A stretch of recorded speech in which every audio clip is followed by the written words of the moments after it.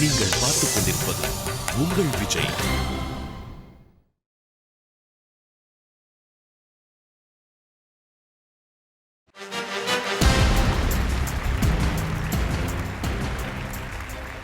Welcome to Aachi masala Neeya Naana power by எல்டியா co presented by Sunland refine sunflower oil. அனைவருக்கும் கோபிநாத்தின் அன்பு வணக்கம். நம்ம குடும்ப அமைப்புடைய சுவாரஸ்யம் என்ன அப்படின்னா, குறிப்பாக நம்ம ஊர்ல எல்லாம் இந்த எதிரும் புதிருமான இரண்டு மனிதர்கள் சேர்ந்து வாழுது. அதோடைய கமிட்மெண்ட்ல இருக்கக்கூடிய அந்த சாமி அதுதான். இன்னைக்கு இருக்கக்கூடிய அந்த எக்ஸைட்டிங் ஃபேக்டர் அப்படிங்கிறது என்னன்னா, அந்த குடும்ப அமைப்புல நம்முடைய திருமண அமைப்புல இருக்கக்கூடிய ஒரு பக்கம் இந்த பக்கத்தில் இருக்கக்கூடிய கணவன்மார்கள் எல்லாம் கிராமத்து பின்னணியிலிருந்து வந்தவர்கள், கிராமத்தில் பிறந்து வளர்ந்தவர்கள். இன்னொரு பக்கம் இந்த பக்கம் இருக்கவங்கலாம் சிட்டி பிராட் அப் கேர்ள்ஸ்.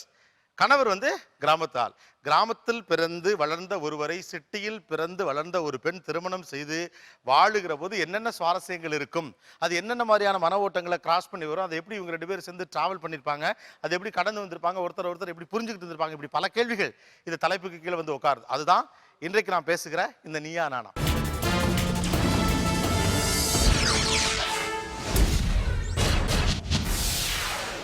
நான் முதல்ல இந்த ரெண்டு பக்கத்துலையுமே ஒரு கேள்வி வைக்க நினைக்கிறேன். திருமணமான புதியத்தில் அல்லது எப்பொழுதுமே கூட இந்த கிராமத்து ஆள் அப்படின்னு வச்சுக்கோங்களேன், அவருடைய நடவடிக்கை ஒன்று டபால் நமக்கு உதறலா இருக்கும். என்ன இப்படிலாம் பண்றாரு அப்படின்னு இல்லையா? ஸோ உங்கள் கணவர் ஒரு கிராமத்துக்கு அவருடைய எந்த நடவடிக்கை உங்களே மிரண்டு போக வைத்தது? கல்யாணம் ஆகி அடுத்த நாள் வெளியில் கூட்டிகிட்டு போனார் சார். அப்போ நல்லா ட்ரெஸ் பண்ணி நல்லா டீக்காக ட்ரெஸ் பண்ணி என்னையும் கூட்டிகிட்டு போகும்போது பர்ஸை மஞ்சள் பைக்குள்ளே சுருட்டி எடுத்துட்டு வா போகலான்னாரு. போயிட்டேன் சார்.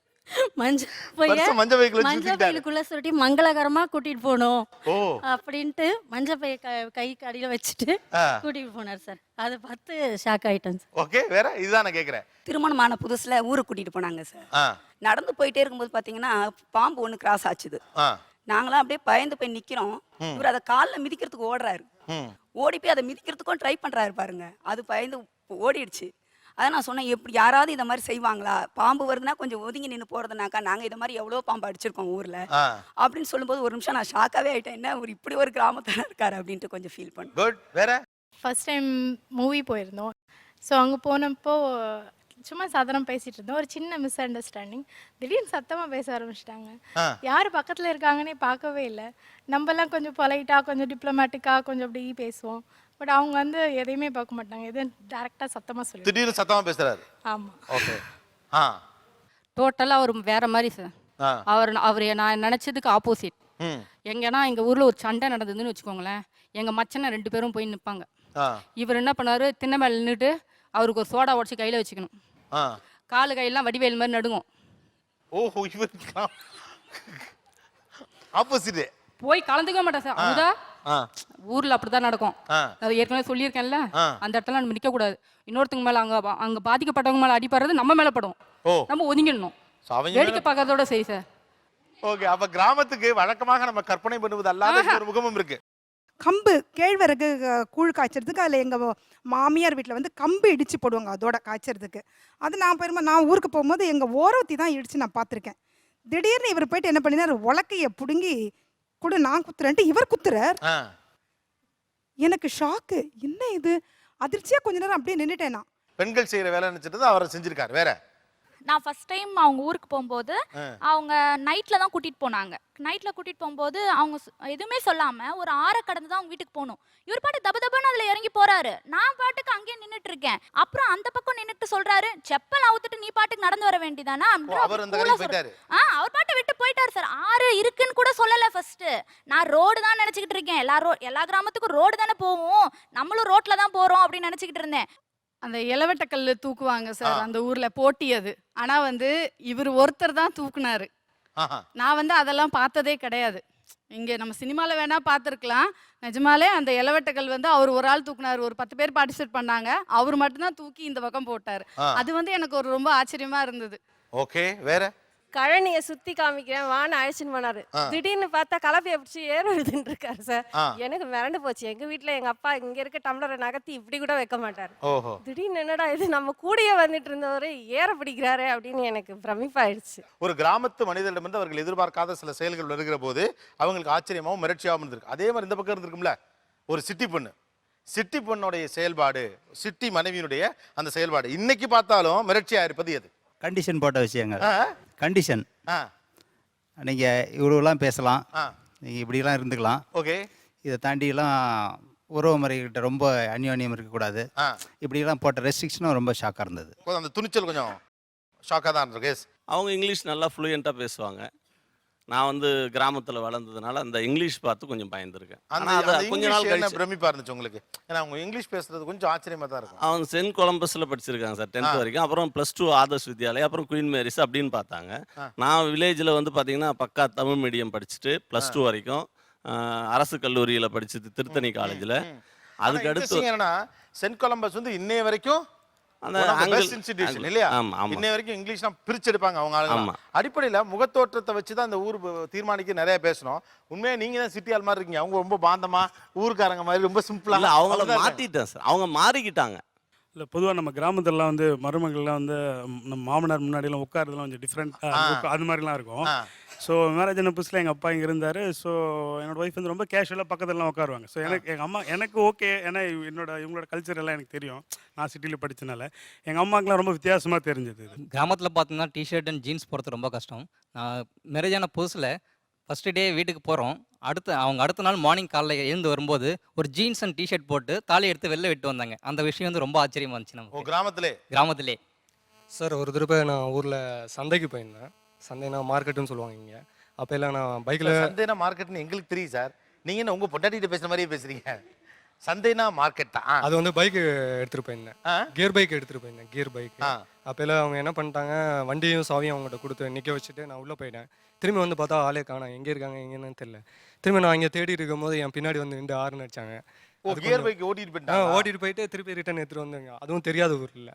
ஓகே, கிராமத்துக்குள்ள. ஆமாம். இங்கேயுமே கியர் பைக் இன்னமும் பொண்ணுங்க ஓட்டுனா கொஞ்சம் ஆச்சரியமாக பார்ப்பாங்க. கியர் பைக்லாம் ஓட்டுவீங்களா? ஓகே. 8 மணி வரைக்கும் தூங்குறாங்க சார். 8 மணிக்கு வரைக்கும் தூங்குனது ஆச்சரியமா இருக்கு. ஓகே, வேற முக்கியமான ஒரு விஷயம் இருக்கு, அவர் பேசவே இல்லைங்க சார். அவர் தாலி கட்டி முடிஞ்ச உடனேங்க சார் ஒரு சேர் இருந்தது. சொந்த பந்தெல்லாம் கொஞ்சம் பேர் சாப்பிட்டு போயாச்சு. சுற்றி சொந்த பந்தெல்லாம் நிற்கிதுங்க சார், உட்காந்துருக்காங்க எல்லாம் இருக்கும். நான் வந்து என்ன பண்ணேன், சேலை மாற்றிக்கிட்டு ஃபோட்டோ எடுக்கணும்னு சொன்னதுனால எல்லாம் அட்ஜஸ்ட் பண்ணிக்கிட்டு சேர் இருந்தது. அது மேலே நீலாம்பரி மாதிரி கால் மேலே கால் போட்டுக்கிட்டு இப்படி உட்காந்துருந்தேன் நான். அது கிராமம். அதில் எல்லாருமே எங்கள் மாமியார் அழுதுட்டு இருக்காங்க. அழுதுட்டு இவருடைய ஃப்ரெண்டை கூப்பிட்டு, இந்த பொண்ணு வீட்டுக்கு வந்தால் என்ன பண்ணுன்னு தெரியல, எனக்கு பயமாக இருக்குது, குடும்பத்தை ஏதாவது பிரித்து கொண்டு போயிடுமோ அப்படிங்கிற ஒரு பயம் இருந்தது. அதுக்கு இவரெல்லாம் ரொம்ப பயந்துட்டார். ஆனால் நான் குடும்பத்தை இது வரைக்கும் பிரிச்சதில்லை. இது வரைக்கும் நான் சொல்லலே பயமா இருக்கேங்க. 20 நான் பிரிக்கல. தானா பிரிஞ்சிடுதுங்க சார். நானா பிரிக்கல சார், தானா பிரிஞ்சாச்சு. இப்படி தானா பிரிஞ்ச பல குடும்பம் அப்படித்தான் பிரிஞ்சிருக்கு. ஒரு சின்ன பிரேக் எடுத்துக்கலாம். நம்ம குடும்ப அமைப்பினுடைய திருமண அமைப்பினுடைய சிறப்புல ஒண்ணு, 2 வேறு துருவங்களில் இருக்கக்கூடிய மனிதர்கள் சேர்ந்து வாழ்வதற்கான ஒரு சூழல் உருவாவது. அப்படியான ஒரு சின்ன செக்மெண்ட் தான் கிராமத்திலிருந்து வந்த மாப்பிள்ளைகள், சிட்டியிலேருந்து வளர்ந்த பெண்கள். இவங்க 2 பேரும் திருமணம் செய்து கொள்ளுகிற போது அந்த வாழ்க்கை எப்படி இருக்கிறதுன்னு பேசிட்டு இருக்கோம். ஸ்டேட் இன் with Aachi masala Neeya Naana powered by எல்டியா, co presented by Sunland refine sunflower oil.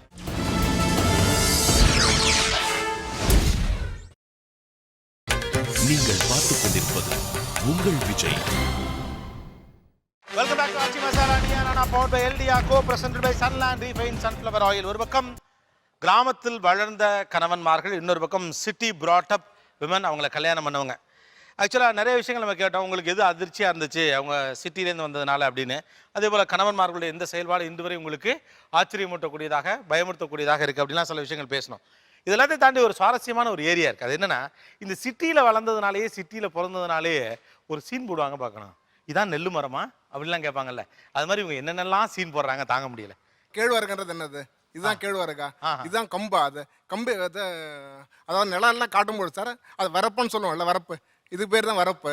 அப்புறம் வந்து இது அதாவது லிங்கி மடித்து கட்டிட்டு ஹைட்டாக கட்டிட்டு வரப்பு அது வயலில் வேலை செய்யும் பொழுது, என்னங்க இப்படியெல்லாம் லுங்கி அசிங்கமாக கட்டுறீங்க? அது எஸ், அசிங்கமாக இருக்குதுன்னு அவங்களுக்கு அசிங்கமாக இருக்குது. ஓகே, வேற என்ன சீன் போட்டாங்க?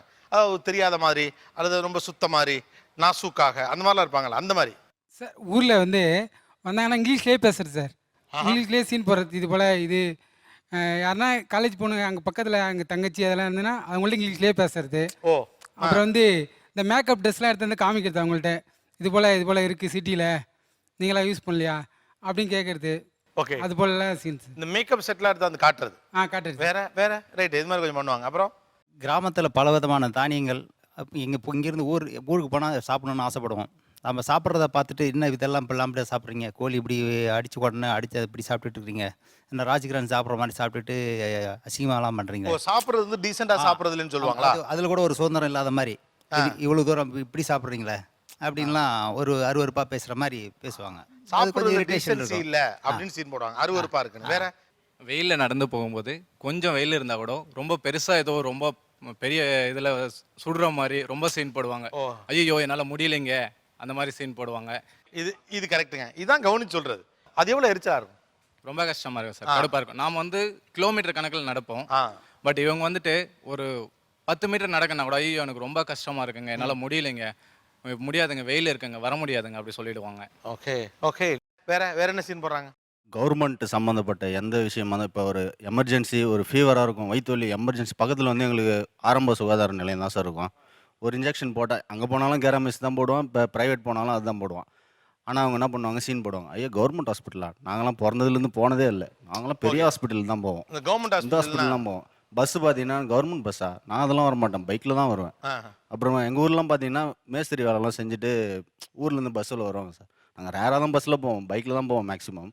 ஒரு நாள் பஸ்ஸில் வரும்போது அந்த வேலை செஞ்ச ஆட்கள்லாம் வரும்போது அந்த வேர்வை நாற்றம் வரும். ஐயா என்ன இது பஸ்ஸில் இவ்வளோ வேர்வை நாற்றமாக இருக்குது, பஸ் விட்டு இறங்குறதுக்கு போகிறாங்க அவங்க ரன்னிங்கில், நான் நிறுத்த சொல்லு நான் இறங்குறேன் அப்படின்னு சொல்லிட்டு. அந்த மாதிரி ஒரு கிராமத்தில் இருக்கிற அந்த ஒரு அடிப்படை விஷயங்களை கூட ஒரு அது ஓவராக சீன் பண்ணுவாங்க. உங்கள்கிட்ட கொடுங்க. அது எனக்கு பிடிக்கல சார். இயல்பான ஒரு வாழ்க்கை தான் சார். நாங்களாம் ஸ்கூல் படிக்கும்போது டவுன் பஸ்ஸில் தான் பஸ் பாஸில் தான் போனோம். நாங்கள் ஈவினிங் 6 மணிக்கு அது வெயிட் பண்ணி அந்த பஸ்ஸில் தான் வரும். வீட்டில் விடுற காசு ஏதாவது வாங்கி சாப்பிட்டுட்டு அந்த 6 மணி பஸ் வரைக்கும் வெயிட் பண்ணி பஸ் ஸ்டாண்டில் விளையாடிட்டு ஜாலியாக நாங்களும் அந்த பஸ்ஸில் தான் பிறந்தோம், வளர்ந்தோம், வந்தோம். அவங்க வந்து திடீர்னு நம்ம கூட நம்ம ஒய்ஃப் இப்படி சொல்லும் போது பக்கத்தில் என் சொந்தக்காரங்களே இருப்பாங்க, அவங்க காதில் விழுற மாதிரியே சொல்லுவாங்க, அடைச்சி என்ன இந்த பையன். அதாவது அவங்க பிறந்து வளர்ந்து அவங்க என்ஜாய் பண்ணி அவங்க மதித்து அந்த வேர்வை வாழ்க்கையை நீங்க அவருடைய மனைவியா இருந்துகிட்டே அதை விமர்சனம் பண்றப்ப அது ரொம்ப சங்கடமா இருக்குங்கிற. ரொம்ப சங்கடமா இருக்கும். இல்ல என்னால அதை அக்செப்ட் பண்ணிக்க முடியல. மைக் நல்லா பக்கத்துல வச்சு. என்னால அதை அக்செப்ட் பண்ணிக்க முடியல. நாங்கள் லவ் பண்ணி தான் கல்யாணம் பண்ணிட்டோம். சிட்டியில் ஃபுல்லாக பஸ்ஸில் தான் சுற்றுவோம், கூட்டமாக இருக்கல பஸ்ஸில் போவோம். அந்த நெருக்கடியில் நாங்கள் 2 பேர் பக்கத்தில் போல இடிச்சு நின்றுட்டுலாம் போயிருக்கோம். ஆனால் இங்கே ஒத்துக்கிறவங்க கிராமத்தில் ஒத்துக்க மாட்டேங்கிறாங்க. அந்த கூட்டம்ங்கிறது கிராமத்து கூட்டமாக இருந்தால் தான் அந்த மனநிலையை எடுத்துக்கிறாங்க. சிட்டியில் எவ்வளவு தவறு இந்த மனநிலைன்னு நீங்கள் உங்கள் மனைவிட்ட சொல்லலாம். எல்லா மக்களும் ஒன்று பார்க்கணும், சிட்டி தனி கிராமம் தனி அப்படிலாம் பார்க்கக்கூடாது. இல்ல சார், அதே வேறு தான் இங்கே இருக்கு. அவங்க அப்படிலாம் இல்ல, இங்க வந்து பர்ஃப்யூம்லாம் போட்டுட்டு தான் சார். உங்களுக்கு அது அனுபவம் இல்லை, அது வந்து பழக்கம் இல்லை. உண்மையாக அது கொஞ்சம் இரிட்டேட்டிங்காக தான் இருக்கும். நம்ம ஒன்றும் பெரிய ஒரு ஞானி போல பேச முடியாது தான், உண்மைதான். வியர்வை வாட வந்து பழக்கம் இல்லாமல் அதெல்லாம் ஓகே தான். ஆனால் இந்த ஆட்டிடியூட், இந்த மனநிலை உங்களுக்கு சரின்னு படுதா தவறுன்னு படுதா? சரின்னு மாத்திக்கிறதா தான் மாத்திக்கணும், அவ்வளோதான். அது பிரச்சனையே இல்லை, மாற்றிக்காம போகும். அது ஒவ்வொரு காலம் உங்களுக்கு சொல்லி கொடுத்துட்டு மாறிக்காம போகும். ஆனால் இந்த வேர்வையான மனிதர்கள் அவர்களோடு பயணம் பண்ணுது, அது எனக்கு அலுப்பு தருது, அது எனக்கு பிடிக்கல அப்படின்னு உங்களுக்கு ஒரு எண்ணம் இருக்குல்ல, கவர்மெண்ட் ஹாஸ்பிட்டல் நாஸ்டியாக தான் இருக்கும். இந்த எண்ணம் சரின்னு நினைக்கிறீங்களா தவறுன்னு நினைக்கிறீங்களா? சரின்னு நான் நினைக்கல சார். சரின்னு நினைக்கிறேன் சார், ஓப்பனா சொல்றேன், சரின்னு தான் நினைக்கிறீங்க. ஆமா. Okay, that's your view. சரின்னு தான் நினைக்கிறாங்க. ஓகே. 20 வருஷத்துக்கு முன்னாடி சார் கல்யாணம் ஆன புதுசில் எங்கள் ஃப்ரெண்டோட மிஸ்ஸஸுக்கு உடம்பு சரியில்லாமல் போயிடுச்சு. அவன் அக்காவுக்கு, என்னோடய கிளாஸ்மேட்டோட அக்காவுக்கு தலையில் அந்த கட்டில் தெரியும் இல்லைங்களா, கயிற்றுக்கட்டில் தலைக்கீழா வச்சுட்டு 2 பேர் தலையில் தூக்கிட்டு போய் 2 கிலோமீட்டருக்கு அப்புறம் தான் நைட்டு 11 மணிக்கு அங்கே நைட்டு ஆல்ட் பஸ் வரும். எங்கள் ஊருக்கு பஸ்ஸு நேராக வராது. பாரதி ராஜா காட்டுறாரு இல்லைங்களா சினிமா, அதை விட மோசமான ஊர். அங்கேருந்து தலையில் தூக்கிட்டு 2 கிலோமீட்டர் போனதை இவங்க பார்த்தாங்க, வயிற்று வலியில், அதாவது பிள்ளை பரவறதுக்காக. அங்கேருந்து நைட்டு அந்த பஸ்ஸில் கொண்டு போய் கவர்மெண்ட் ஹாஸ்பிட்டலில் தான் அரக்கோணத்தில் சேர்த்து டெலிவரி ஆகி வந்துடுச்சு. அதை பார்த்ததுக்கப்புறம் இந்த ஊரில் நான் இது பெற்றுக்கிட்டேன்னா இதே மாதிரி தானே எனக்கும் கஷ்டமாக இருக்கும், அதனால் என்னால் குழந்தைய பெற்றுக்க முடியாதுன்னு சொன்னவங்க. கல்யாணம் இது கரெக்டு தானே சார்? அந்த ஊர்லேயே பிறந்து வளர்ந்து நிறைய பேர் அப்படி பார்த்தவங்க அப்படி ஒன்றும் ஆயிராது நமக்கு நினைக்கிறது நியாயம் தான். இவங்க அங்கேயே வாழ போகிறதில்ல சார், இவங்க சிட்டியில் தான் வாழ போகிறாங்க. அதை பார்த்ததுக்கே பயந்துட்டாங்க. இல்லை, எனக்கு என்னமோ இது ரொம்ப நியாயமாக தான் படுது. ஏன்னா அவங்க அதை அப்படி பார்த்ததே கிடையாது. பார்த்து தெரிஞ்சுக்கணும் சார், உலகம் இந்த மாதிரி ஒரு உலகம் இருக்குன்றதையாவது அவங்க அக்செப்ட் பண்ணிக்கணும்ல. உங்களை டெலிவரி இங்கே பார்க்க போகிறது இல்லையே, சென்னையில் தான் உனக்கு டெலிவரி பார்க்க போகிறோமா? இல்லை அந்த குழந்தைய வேண்டாம், எனக்கு இப்போதைக்கு வேண்டாம், அவங்கள்ட்ட கொடுங்க. அதாவது குறைஞ்சபட்சம் எனக்கு அப்படி ஒரு உலகம் இருக்குன்னா மனைவி புரிஞ்சுக்கணும் அப்படிங்கிறாங்க. அது நியாயம்தான் சார். இருந்தாலும் வந்து எனக்கு அந்த மாதிரி ஒரு சுச்சுவேஷன் வரும்போது ஏதாவது ஒன்று ஆயிடுச்சுன்னா என்ன பண்ண முடியும்? வழியில் நிறைய லேடிஸ் எவ்வளோ கஷ்டப்படுறாங்கன்றதை பார்த்தாச்சு. நாமளும் அதை கொஞ்சமாவது சேஞ்ச் பண்ணிக்கணும் இல்லையா? ஏன் அது 9வது மாதம் தான் செய்யணுமா, கடைசியாக தான் செய்யணுமா? 9வது மாதம் முன்னாடி ஃபஸ்ட்டே ஸ்டார்டிங்லேயே முடிச்சிடலாம் இல்லைங்களா? அது பூ முடிக்கிறது முன்னாடி எல்லாம் பண்ணுவாங்க சார். 5வது மாதம் 7வது மாதம் 5 சாதம் 7 சாதம் அப்படிலாம் வைப்பாங்க. 9வது மாதம் தான் அந்த முதுநீர் குத்துவாங்க. அது அது அந்த ஒரு ஐதீகம் இருக்கு. அவங்க என்ன முனீஸ்வரன் சொல்றாங்கன்னா இது லாஜிக்லாம் கரெக்ட் தான். கரெக்ட். 9ஆம் மாதம் தான் அந்த கோயிலுக்கு போகணும், அதெல்லாம் சரிதான். அவங்க என்ன சொல்றாங்கன்னா 9ஆம் மாதங்கிறது உண்மையாகவே கொஞ்சம் முன்ன பின்ன தானே. சொன்ன டேட்டில் குழந்தை பிறக்குமா என்ன, 15 நாள் 20 நாள் முன்னால் பிறக்கலாம், என்ன வேணாலும் இருக்கும். திடீர்னு எனக்கு வயிறு வலி வந்துருச்சுன்னா இந்த ஊரில் எனக்கு எப்படி பிரசவம் பார்ப்பீங்க? இப்போ அந்த மாதிரி தானே 100 வீட்டில் குழந்தை பெற்றிருக்காங்களே. நாங்கள் 6 குழந்தைங்க பிறந்திருக்கோம் சார். இருக்கட்டும் சார், இருந்தாலும் அவங்க அந்த மாதிரி சுச்சுவேஷனை பார்த்து வளர்ந்துட்டாங்க. என்னால் அதை அக்செப்ட் பண்ணிக்க முடியல. 9 மாதம் அது இப்போ புள்ள பிறக்கலாம், 4 நாளில் புள்ள பிறக்கலாம் நிலைமை இருக்கிறப்ப 7 கிலோமீட்டருக்கு அங்கிட்டு தான் ஆஸ்பத்திரி இருக்கிற இடத்துல இருக்கு, எனக்கு பயமா இருக்குன்னு ஒரு பெண் சொல்றத நோ, அது எப்படி ஏன் பயமா அது இருக்கு? மட்டும் இல்லை சார், இந்த மாதிரி ஒரு 100 குடும்பம் அங்கே வாழுது. 100 குடும்பத்தில் ஒவ்வொருத்தரும் 4 குழந்தை 5 குழந்தை பெற்றுருக்குறாங்க. அப்படியே அவனை சாகடிச்சிருவோம்? என் குழந்தையும் தானே உன் வயிற்றுல இருக்குது, அந்த குழந்தை எனக்கும் தானே சொந்தம். அப்படியே அவனை விட்டுருவேன்? தலையில சுமந்துக்கிட்டு நாங்கள் கட்டில தூக்கிட்டு போய் பஸ்ஸை பிடிச்சி கொண்டு போய் ஒன்று ஹாஸ்பிட்டல். அந்த சாதனையெல்லாம் நீங்க செஞ்சிடலாம், ஆனா அந்த கட்டில் அவங்க படுத்திருக்கணும்ல. நம்ம எல்லாரும் என்ன நினைக்கிறோம்னா, நான் அதை செஞ்சிருவேன், நீங்க செஞ்சிருவீங்க. இது நம்ம சந்திக்க போற மன உளைச்சல் பிரச்சனை. ஏன்னா அது அவ்வளவு விளையாட்டு கிடையாது தானே சார். அது அந்த ரைட்ஸ் அவங்களோடது. அதை நம்ம எப்படி ஒரு அளவுக்கு மேல நம்ம சொல்ல முடியும்? ஓகே, ஒரு கிராமத்து பொண்ணை கட்டினதுனால நீங்க சந்திச்ச சிக்கல்கள் என்ன? ரெண்டு சைடுமே, ஒரு கிராமத்து ஒரு சிட்டி பொண்ணை கல்யாணம் பண்ணதுனால நீங்க சந்திச்ச சிக்கல்கள் என்ன, ஒரு கிராமத்து மாப்பிள்ளையை கல்யாணம் பண்ணதுனால நீங்க சந்திக்கிற சிக்கல்கள் என்னென்ன?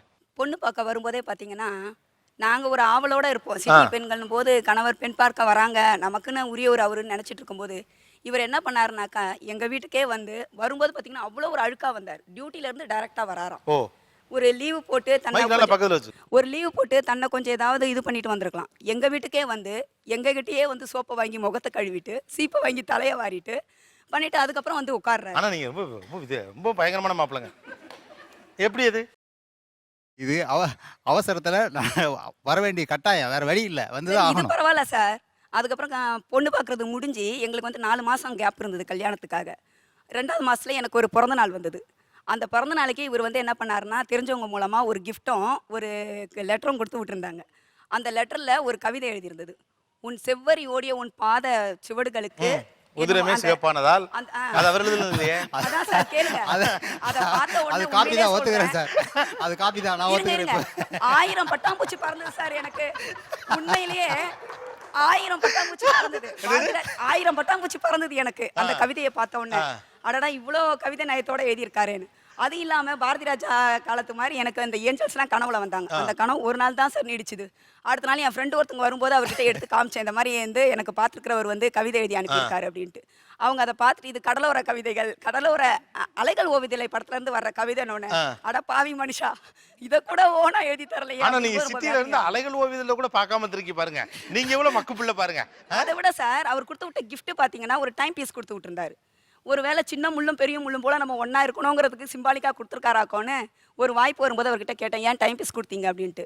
நான் டியூட்டிக்கு போகும்போது அலாரம் வச்சு எந்திரிக்கிறதுக்கு என்கிட்ட இருந்த டைம் பீஸ் ரிப்பேர் ஆகி போச்சு. எப்படியும் 2 மாதம் கழிச்சு வீட்டுக்கு தானே வரப்போற, வாங்க வேண்டியது இருந்தது, அதனால வாங்கி கிஃப்டாக கொடுத்துட்டு. அதாவது எக்கானமி ஒரு கிராமத்தால் எல்லாத்தையும் கணக்கு பண்ணி ஒரு காதல் பரிசு கொடுக்கறதுக்குள்ள கணக்கு பண்ணி கொடுக்குறது. அதான் சார், ஒரு ரொமான்ஸ்ங்கிறதே இவருக்கு அது கூட ஒரு எக்கானமிக்ல பாக்குறாரு அப்படின்னும் போது எனக்கு இப்படி ஒரு கிராமத்தார இது பண்ணி நம்ம நிச்சயமா ஏங்க காதல் பரிசு கூட பின்னால 2 மாசம் கழிச்சு நம்ம வீட்டுக்கே வரணுங்கிற ஐடியால யதார்த்தமா நடந்த ஒரு விஷயமே இது பயங்கர திட்டம் போட்டு நடந்த மாதிரி தான் எனக்கே தெரியுது. ஒரு சிறிய இடைவேளைக்கு பிறகு தொடர்ந்து பேசுவோம். கிராமத்து கணவர்கள், நகரத்து மனைவிகள். மசாலா நியானா பவர் பை எல்டியா, co-presented by Sunland Refined Sunflower Oil.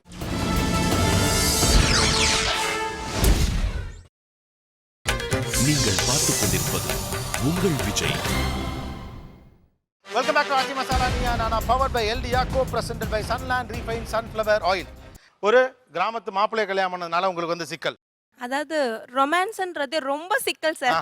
ரொமான்டிக்கா இருக்கணும்னால என்னன்னு தெரியாது சார் சுத்தமா அவருக்கு. எப்பவுமே அப்படியே அவர் கேஷுவலா இருக்க மாதிரியே எதிர்பார்ப்பாரு. சரி, நமக்கு மேரேஜ் ஆயிடுச்சு, நம்ம ஒய்ஃப்ட்ட இல்லை நாங்கள் கல்யாணத்துக்கு முன்னாடி எங்களுக்கு 9 மாதம் கேப் சார், நம்ம வெளியில் போகலாம் பார்க்கலாம் அப்படின்லாம் நான் ரொம்ப எக்ஸ்பெக்ட் பண்ணுவேன். பட் அவருக்கு அந்த ரொமான்டிக்னா என்னன்னு தெரியாது. சரி, கூப்பிடுறாங்களே வருவார், பார்ப்போம் கொள்வோம். ஆனால் அந்த டைம்லேயும் அந்த ரொமான்டிக்லாம் எங்கள் ஆஃபீஸ் கலீக்ஸ் எல்லாம் கிண்டல் பண்ணுவாங்க. உன் ஃபியான்ஸ் வந்திருக்காங்க, போ போ அப்படின்னு சொல்லி. அவங்க நீ இந்த அளவுக்கு ஏற்றி விட்றதுக்கு சொல்லுவாங்க ஒன்றும் இல்லை அப்படின்னு சொல்கிற அளவுக்கு ரொமான்ஸ்னால என்னன்னே சுத்தமாக தெரியாது சார். ஒரு ரொமான்டிக்காக இப்போ சிட்டி பாய்ஸாக இருந்தால் எவ்வளோ ரொமான்டிக்காக ஒரு அவங்க ஃபியான்சியோட இருக்கிறது, வெளியில் கூட்டு போகிறது.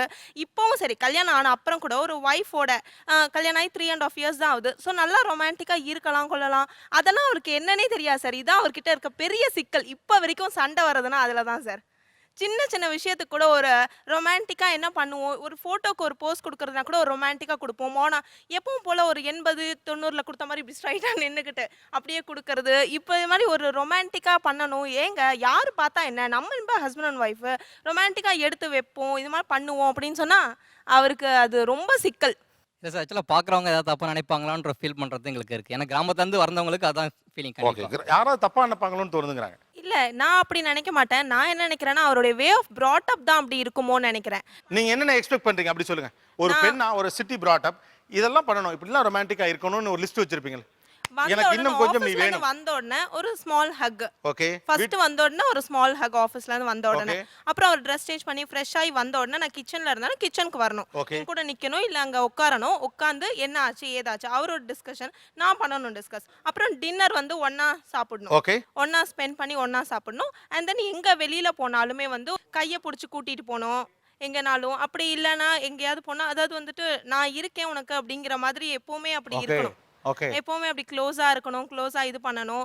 யாரும் என்ன பார்த்து ஒன்றும் சொல்ல மாட்டாங்க. நம்ம சும்மா கைப்பிடிச்சு கூட்டிட்டு போறதுல என்ன இருக்கு, அந்த மாதிரி ரொம்ப க்ளோஸா இருக்கணும் கொள்ளணும்னு எக்ஸ்பெக்ட் பண்ணுவேன். பட் அவங்களுக்கு இல்லை, நான் எக்ஸ்பெக்ட் பண்றேனேன்றதுக்காக அவர் ஏதோ செய்யறாரு. பட் அதுல வந்து உங்களுக்கு ஒரு அப்நார்மல் தெரியுது இல்லைங்களா, அதுல அப்படியே அபத்தமா தெரியறதுன்றது அதான் எனக்கு பிடிக்கல.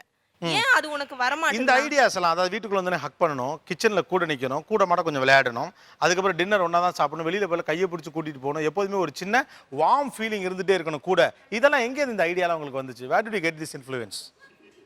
Where did you get this influence? நான் வந்து I'm not against you people, it is your right. நீங்க உங்களுக்கு ஒவ்வொருத்தருக்கும் ஒரு இன்ஃப்ளூயன்ஸ் இருக்குங்க. அவருடைய வளர்ப்பு முறையில் ஒரு இன்ஃப்ளூயன்ஸ் இருக்கு. அதனால் பொண்டாட்டியை கையை பிடிச்சி கூட்டு போறது அப்படின்னு அவர் கூச்சப்படலாம். அதை அவர் சொல்லவே கூச்சப்படுறாரு. அந்த ரொமான்ஸுங்கிற விஷயத்தை சொல்லவே அவர் கூச்சமாக இருக்குது. அதான் கிராமத்து மனுஷன். அவர் அப்படி வளர்ந்துருப்பார். அவர் ஆள் நீங்கள் பார்த்தீங்கன்னா ஹைலி மாடர்னாக ரொம்ப ஸ்டைலிஷாக அழகாக இருக்கார். அழகான பையன் இல்லையா? ஆனால் அவர் சொல்ல யோசிக்கிறார். நினச்சா அவரை கூலாக பேசிட்டு போயிடலாம். பட் அவர் பேசவே மாட்டேங்கிறார். ஏன்னா அவர் வளர்ப்பு முறை அப்படி. அது ஏதோ ஒரு இன்ஃப்ளூயன்ஸ் இருக்குது. அந்த இன்ஃப்ளூயன்ஸ்னால அவர் அப்படி இருக்கார். ஆனா நீங்க ஒரு லிஸ்ட் வச்சிருக்கீங்களா, இதுக்கும் ஒரு இன்ஃப்ளூயன்ஸ் இருக்கும்ல. இந்த ஐடியாலாம் உங்களுக்கு எங்க இருந்து வந்துச்சு? என்னோட ஃப்ரெண்ட்ஸ், எனக்கு முன்னாடி மேரேஜ் ஆனவங்க, அவங்க நான் பார்க்க இல்லை, அவங்க வீட்டுக்கு நான் எப்பயாவது ஏதாவது போனேன், நான் விஷ் பண்றதுக்கு, மேரேஜ் மிஸ் பண்ணிட்டேன்னா போகும்போது அவங்க எப்படியெல்லாம் நடந்துக்கிறாங்க. அண்ட் எல்லாரும் போல சினிமா, ரொம்ப சினிமாவை பார்த்து நம்ம சினிமா அப்புறம் இந்த மாதிரி ஃப்ரெண்ட்ஸ், நண்பர்கள் வீட்டுக்கு, அப்புறம் ஒரு ரிலேஷன்ஸ்ல ரொம்ப யங் மேரேஜ், என்னோட அக்கா பெரியமா பசங்க சித்தப்பா இப்போ கல்யாணமான அவங்க, எனக்கு கல்யாண ஏஜ் இருக்கும்போது அவங்களுக்கு கல்யாணம் ஆகி அவங்களெல்லாம் பார்க்கும்போது, அவங்க வீட்டுக்கு போகும்போது அவங்க எப்படி நடந்துக்கிறாங்க, அவர் எப்படி வந்து வீட்டு வேலையில கூட எங்க மாமாலாம் எங்க அக்கா கூட ஷேர் பண்ணிக்கிறாங்க. இதெல்லாம் பார்க்கும்போது நமக்கும் ஹஸ்பண்ட் வந்தா இப்படிலாம் இருக்கணும், இப்படி பண்ண வைக்கணும், ஆனா இப்படிலாம் இருப்பாங்களா, இப்படி இல்லைன்னா உறவுகள், நண்பர்கள், சினிமா, நீங்க பார்த்த மாடர்னான மனிதர்கள், இவர்கள்ட்ட உங்களுக்கு ஒரு இன்ஃப்ளூயன்ஸ் வருது. அதன்படி உங்கள் கணவர் இருக்கணும் அப்படிங்கிற உங்களுடைய ஆசை. உங்களை ஃபோட்டோ எடுத்து செக் பண்ணி பார்க்குறேன். Because that's expressiveness. வாங்க ரெண்டு பேரும் அப்படி ஜோடியா ஃபோட்டோ போஸ்ட் கொடுக்குறீங்க. நீங்க அவருக்கு கைட் பண்ணலாம், அவர் எப்படிலாம் போஸ்ட் கொடுத்தா நல்லா இருக்கும்.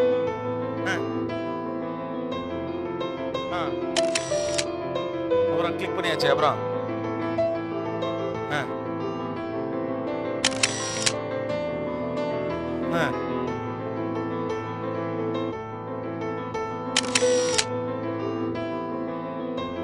click yes, then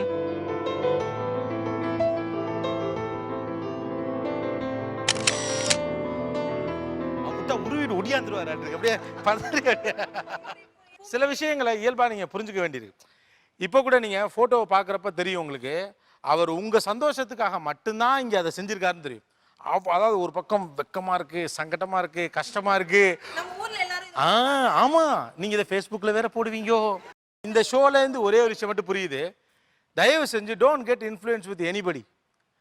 நீங்க சினிமாவை பார்த்து தயவு செஞ்சு அதுக்கு இந்த இன்ஃப்ளூயன்ஸ் எவ்வளோ தேவை. இது உங்க தாத்தா பாட்டிகிட்டேருந்து வந்த இன்ஃப்ளூயன்ஸ், வீட்டில் பார்த்த அம்மா அப்பாட்டேருந்து பார்த்த இன்ஃப்ளூயன்ஸ், நம்மை போன்ற சக மனிதர்களிடமிருந்து பெற்ற இன்ஃப்ளூயன்ஸ்லேருந்து அவங்க பிஹேவ் பண்ணுறாங்க. அதில் நிறைய மாற்றங்கள் வேணும்னு வேணா ஒத்துக்கலாம். ஆனால் நீங்கள் சொல்றதெல்லாம் சினிமாவில் ஹீரோயின் பண்ணுற இன்ஃப்ளூயன்ஸ் அப்படி எல்லா வீட்லேயும் நடக்காது. தேங்க்யூ சார், தேங்க்யூமா, தேங்க்யூ. ரொமான்ஸுங்கிற ஒரு விஷயத்தில் இவங்க எவ்வளோ ரெஸ்ட்ரிக்டடாக இருக்காங்க. காலையில் எழுந்ததும் ஐ லவ் யூ சொல்லி கிஸ் கொடுக்கணும்னு நினைப்பேன். அவர் கொடுத்ததும் இல்லை, சொன்னதும் இல்லை. மனசில் நினைப்போம், அது அதிக டைமில் நம்ம வெளிப்படுத்திக்க முடியாது. வெளிப்படுத்துறது ஒரு மாதிரி இருக்கு. எப்பயாவது தான் வெளிப்படுத்த முடியும். நம்ம அது வந்து அது மனசுலேருந்து அது காற்று போல தானாக வரணும் ரொமான்ஸ்ன்றது. நம்மளா எடுத்து எடுத்து டைலாக் கிடையாது பேசுறதுக்கு. மனசுல இருக்கு, அதே சொல்லணுங்கிறார். சொன்னா தானே தெரியும். சொன்னதான் தெரியுமா? அவங்கள நம்ம எப்போ ரசிக்கிறோம், எப்போ ரொமான்ஸ் பண்ணுறோம், நான் கோவத்தில் இருக்கும்போதே அவங்கள ரசிச்சுட்டு ரொமான்ஸ் பண்ணிட்டு போயிருப்பேன். அது அவங்களுக்கு புரியாது. தெரியாது. அதை புரிஞ்சுக்கிற இது பார்த்தாதான் இருக்கணும். சொன்னா தானே தெரியும். இல்ல அதுதான் அவர் சொல்றாரு. அது என்ன புரியாம அப்புறம் என்ன நீங்க ரொமான்ஸ் பண்றீங்க? ரொமான்ஸ்ன்றது வந்து மனசால உணர்றது சார். கண்ணாலேயோ உடம்பாலேயோ தொட்டு பண்ணுறது வந்து ரொமான்ஸ் கிடையாது. மனசால அப்படியே உள்ளுக்குள்ள அப்படியே ஜிலு ஜிலு ஜிலுன்னு இருக்கும். அப்படிதான் சார். அவங்க எதிர்பார்க்கறது வந்து பார்த்தீங்கன்னா செல்லமா பேசல நீ அப்படின்னு சொல்லி தான் சண்டை போடுவாங்க. ஓகே. பேசும்போது அம்முன்னு சொல்லு, செல்லம்னு சொல்லு அப்படிலாம் சொல்லுவாங்க. நான் சொல்ல மாட்டேன். ஏன்? ஏன்னா அது நமக்கு தான் கல்யாணம் ஆயிடுச்சம்மா, இன்னும் என்னமா இருக்கு அப்படின்னு சொல்லிடுவேன். இல்ல ஆனா உங்களுக்கு ஆசையா இருக்கும் ஒரு அம்மு செல்லம் அப்படிலாம் கூப்பிடணும். கண்டிப்பா ஆசையா இருக்கும். பட் அவர் சொல்ல மாட்டாரு. கேட்டா தான் சொல்லுவார், கல்யாணம் ஆயிடுச்சுல, லவ் பண்ணும்போது சொல்லல, இப்போ எதுக்கு சொல்லணும் அப்படின்வாரு. ஏன் அப்படி கல்யாணத்துக்கு பிறகு சொன்னா என்ன? என்னன்னா நான் ஒர்க் ப்ரெஷரில் நான் பேச இருக்க மாட்டேன். அதுக்கடுத்து அவங்க வந்துட்டு இல்ல ஒர்க் ப்ரெஷர் இருக்கட்டும், அந்த கம்பெனி நீங்க காப்பாத்திருங்க, அதெல்லாம் நடக்கட்டும். என்னைக்காவது ஒரு நாள் வருஷத்துல அப்ப சொல்ல வேண்டியதானே? அதான் கேட்கறேன். அதுதான் இல்லை, நான் சொல்லணும்னு நினைக்கும் போது அவங்க என்ன பண்ணுவாங்க, அப்போ தான் சண்டையை ஸ்டார்ட் பண்ணுவாங்க. அப்புறம் நான் சொன்னதுனால தான் நீ சொல்கிற, இல்லைனா சொல்லியிருக்க மாட்டேன் அப்படின்னு சொல்லிட்டு அது இன்னொரு பேச்சு பேசுவாங்க. ஸோ இப்போ அவங்க கேட்டதுக்கு அப்புறம் பேசிட்டா கேட்டதுனால பேசுகிற மாதிரி இருக்கும் அப்படின்னு சொல்லிட்டு சைலண்ட். ஓகே. இப்போ சூழ்நிலைகள் வேற மாதிரி ஆயிப்போச்சுங்கிறார். பின்னால கொடுங்க. சரி, எனக்கு வந்து பைக்ல போகும்போது அவர் மேல கை போட்டுக்கிட்டு கொஞ்சம் இறுக்கி அணைச்சா மாதிரிலாம் போகணும்னு ரொம்ப ஆசை. ஆனா அவர் வந்து கை போடாத, அந்த மாதிரிலாம் வராத, பாக்குறவங்க என்ன நினைப்பாங்கன்னு சொல்லி திட்டுவாரு. இருந்தாலும் பரவாயில்ல, அவர் பண்ணாலும் பரவாயில்லன்னு சொல்லிட்டு கை போட்டுட்டு போவேன் நான். அப்புறம் என்ன பண்ணுவார், நேரில் சொல்லி பிரயோஜனம் இல்லைன்ட்டு வேற யாராவது அந்த மாதிரி போறவங்களெல்லாம் போது பாரு எப்படி இதுக்கு ஏதாவது கொஞ்சமாவது மரியாதை திருதா பாருன்னு மற்றவங்களை திட்டுற மாதிரி திட்டுவார். அப்போ நமக்கு நம்மளை அறியாம இவருக்கு ரொமான்ஸே இல்லை, நம்ம செஞ்சாலும் இவருக்கு வந்து இது பண்றாருன்னு சொல்லிட்டு நம்மளை அறியாம கை எடுத்துருவோம். அது இல்லாமல் என்ன பண்ணுவாருனாக்கா, எனக்கு ஆஃபீஸ் முடிஞ்சு வந்தவொடனே பூ வாங்கிட்டு வரணும்னு ஆசைப்படுவேன். ஒரு கல்யாணம் ஆகி 1 மாதம் பார்த்தேன், ரொம்ப நாள் பார்த்தேன், இவர் வாங்கிட்டே வரல. அதுக்கப்புறம் ஒரு நாள் சண்டை பிடிக்கும்போது சொல்லி பூ வாங்கிட்டு வர்றது கூட உங்களுக்கு தெரியாதா அப்படின்னு சொல்லி கேட்டேன். இவர் வந்து கடைக்கு வந்து சாமி படத்துக்காக பூ போடுறதுக்காக ரெகுலராக ஒரு இவங்க பூக்காரமாக வச்சுருக்காரு. அவங்ககிட்ட இவர் சொல்லிட்டு போயிட்டாராம், அந்த மாதிரி டெய்லி வந்து எனக்கு பூ கொடுக்கும். அதான் கிட்ட உனக்கு தான் பூ வாங்கி கொடுக்குறேன்ல, நான் தான் டெய்லி வந்துடுதுலண்ணா, அதில் ரொமான்ஸ் எங்கே சார் இருக்குது? அந்த அம்மா வந்து கொடுத்துட்டு போகிற பூவை வாங்கி வைக்கிறதுனால எனக்கு என்ன இருக்க போகுது? இல்லை ஆனால் அதாவது இந்த பூ வாங்கி கொடுக்குறதுங்கிறது உங்கள் கையால் வாங்கி கொடுக்குறதுங்க, பூக்காரமாக கொடுக்குறது இல்லை. இல்லை அவங்க ரொம்ப நியாயமாக பேசுகிறாங்க. 2 விஷயம். ஆசையாக புருஷனை அணைச்ச மாதிரி ஒரு பைக்கில் போகணும் அப்படின்னு பார்க்குறேன். ஏன்னா சிட்டியில் அதெல்லாம் அவங்க பார்த்துருப்பாங்க, போயிருப்பாங்க, இருக்கலாம். இன்னொன்று புருஷங்காரு பூ வாங்கியாவது அவர் கொடுக்கணும், அதை வச்சு ஒன்று அப்படின்னு நினைக்கிறாங்க. ஃபண்டமெண்டலாக உங்களுக்கு அது மாதிரி யாராவது போகிறது பிடிக்காதோ? உண்மை. ஓகே, உண்மை. அப்போ சிக்கல் ஏன்னா நான் வளர்ந்த விதம் வந்து, நான் கிராமத்துலேருந்து வளர்ந்த போது, ஒரு அக்கா தங்கச்சிங்க கூட வளர்ந்த போது இவ்வளோ தூரம் தான் டிஸ்டன்ஸு, இவ்வளோ உறவுகள் இப்படி தான் இருக்கும். இதெல்லாம் நான் வந்து பார்த்து வளர்ந்தனால ஒரு பொண்ணோ ஒரு ஆணோ ஒரு யதார்த்தமாக பழகிற விதத்தையும் ஒரு வித்தியாசமாக பழகிற விதத்தையும் என்னுடைய பார்வையில் வித்தியாசம் தெரியும். 2 பேரும் இல்லைங்களா? உண்மை. உங்கள் தோளில் கையை வச்சு கொஞ்சம் அணைச்ச மாதிரி வர்றதுல என்ன அவ்வளோ பெருசு மற்றவன் தப்பாக நினச்சோன்னு நினைக்கிறீங்க? சார், எனக்கும் அவருக்கும் ஹைட்டு வந்து வித்தியாசம் இருக்குங்க சார். அவர் வந்து நல்லா ஹைட்டாக இருக்காரு, நான் கொஞ்சம் ஷார்ட்டாக இருக்கேன். ஆனாலும் நான் வெளியில் எங்கன்னா போகும்போது அவர் கையை பிடிச்சிட்டு போகணுன்னு ரொம்ப ஆசைப்படுவேன். அவர் சொன்ன ஒரு வார்த்தை இன்னே வரைக்கும் எனக்கு உறுத்தலாக தான் இருக்குது. எங்கன்னா போய் கை பிடிச்சிட்டு போனோம்னா, பிடிச்சிட்டு இப்படி வராத, ஏன்னா கணவன் மனைவி நினைக்க மாட்டாங்க, அண்ணன் தங்கச்சின்னு நினைப்பாங்க. அதனால் வந்து என் கூட வரும்போது ஒரு 4 அடி தள்ளியே வா. இல்லை என் கூட வா அப்படிங்கிறதுல நான் உறுதியாக இருக்கேன். பட் அதுக்காக நான் வந்து கையை பிடிச்சிட்டு தான் வந்து ஒரு இடத்த ட்ரெஸ் பாஸ் பண்ணணும், மற்றவங்க பார்க்கணும், அந்த மாதிரி வந்து வேண்டாம் அப்படின்னு சொல்கிறது, அவ்வளோதான். ஏன்? இல்லை, பார்க்குறவங்களுக்கு அது உறுத்தலாக இருக்கக்கூடாதுங்கிறதுல இல்லை, இதை பார்க்குறவங்க யார் சார்? ரொம்ப சமூகம், இந்த சமூகம் ஒட்டுமொத்த சமூகத்தை நம்ம வந்து ஒரு அதாவது பார்த்த அனுபவங்கள், தெரிஞ்சுக்கிட்ட விஷயங்கள். நான் சொல்கிறேன், நீங்கள் சரியாக உங்கள் மனைவியோடைய கையை பிடிச்சி நீங்கள் போகிறப்போ அதை ஒருத்தன் தப்பாக தான் பார்ப்பான்னா அவன் தான் தப்பானவன் சார். இன்னொன்றுனா நீங்கள் உலகத்தை ரொம்ப தப்பாக நினைக்கிறீங்களோன்னு தோணுது. இந்த உலகம் அப்படி மோசமான உலகம்லாம் ஒன்றும் கிடையாது. இந்த உலகம் அப்படி பார்க்காது. அப்படி பார்த்துட்டு கணவன் மனைவி அப்படின்னு சொல்லிட்டு போயிடுவாங்க. சந்தோஷமான கணவனை மனைவியையும் சந்தோஷமாக பார்த்துட்டு நிறைஞ்ச மாதிரி இருக்காங்கன்னு சொல்லிட்டு போகிறவங்க நிறைய பேர் இருக்காங்க. அவங்களாம் நம்ம கன்சிடர் பண்ணணும். ஒரு சிறிய இடைவேளைக்கு பிறகு தொடர்ந்து பேசுவோம். கிராமத்து கணவர்கள், நகரத்து மனைவிகள். மசாலா நியானா பவர் பை எல்டியா, co-presented by Sunland Refined Sunflower Oil.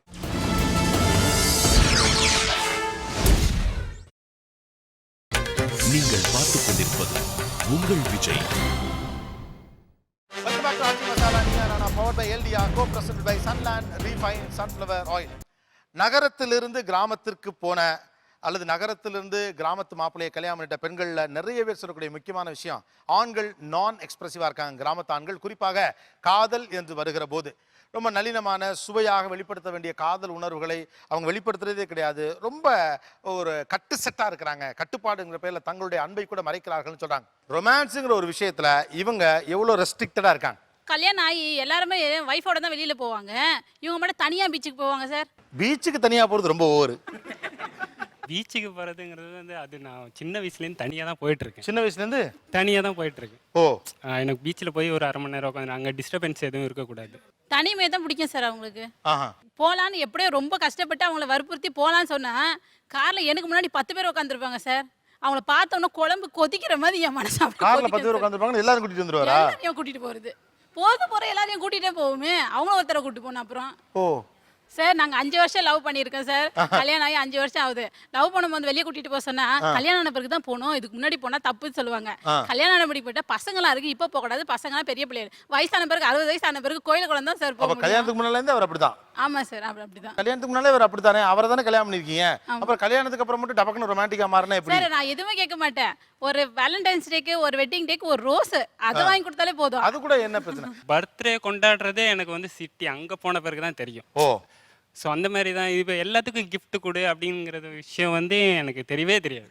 நான் கொடுத்த கிஃப்ட்டை கூட வச்சிருக்க மாட்டார். மக்கியானால பார்த்தா அது யார் வீட்டில் சொந்தக்கார வீட்டில் தான் இருக்கும் சார். ஐயே, இது கொஞ்சம் ஓவர் தானே. இதெல்லாம் ஒன்றும் இல்லை சார், அவங்க கிஃப்ட் கொடுத்தா அது அங்கே இருக்கும் சார், ஷெல்ஃபில் இருக்கும். ஸோ அதை என்ன பண்ண முடியும் சார்? அந்த இதை நான் ஃப்ரேம் மாட்டி வைக்க முடியும்.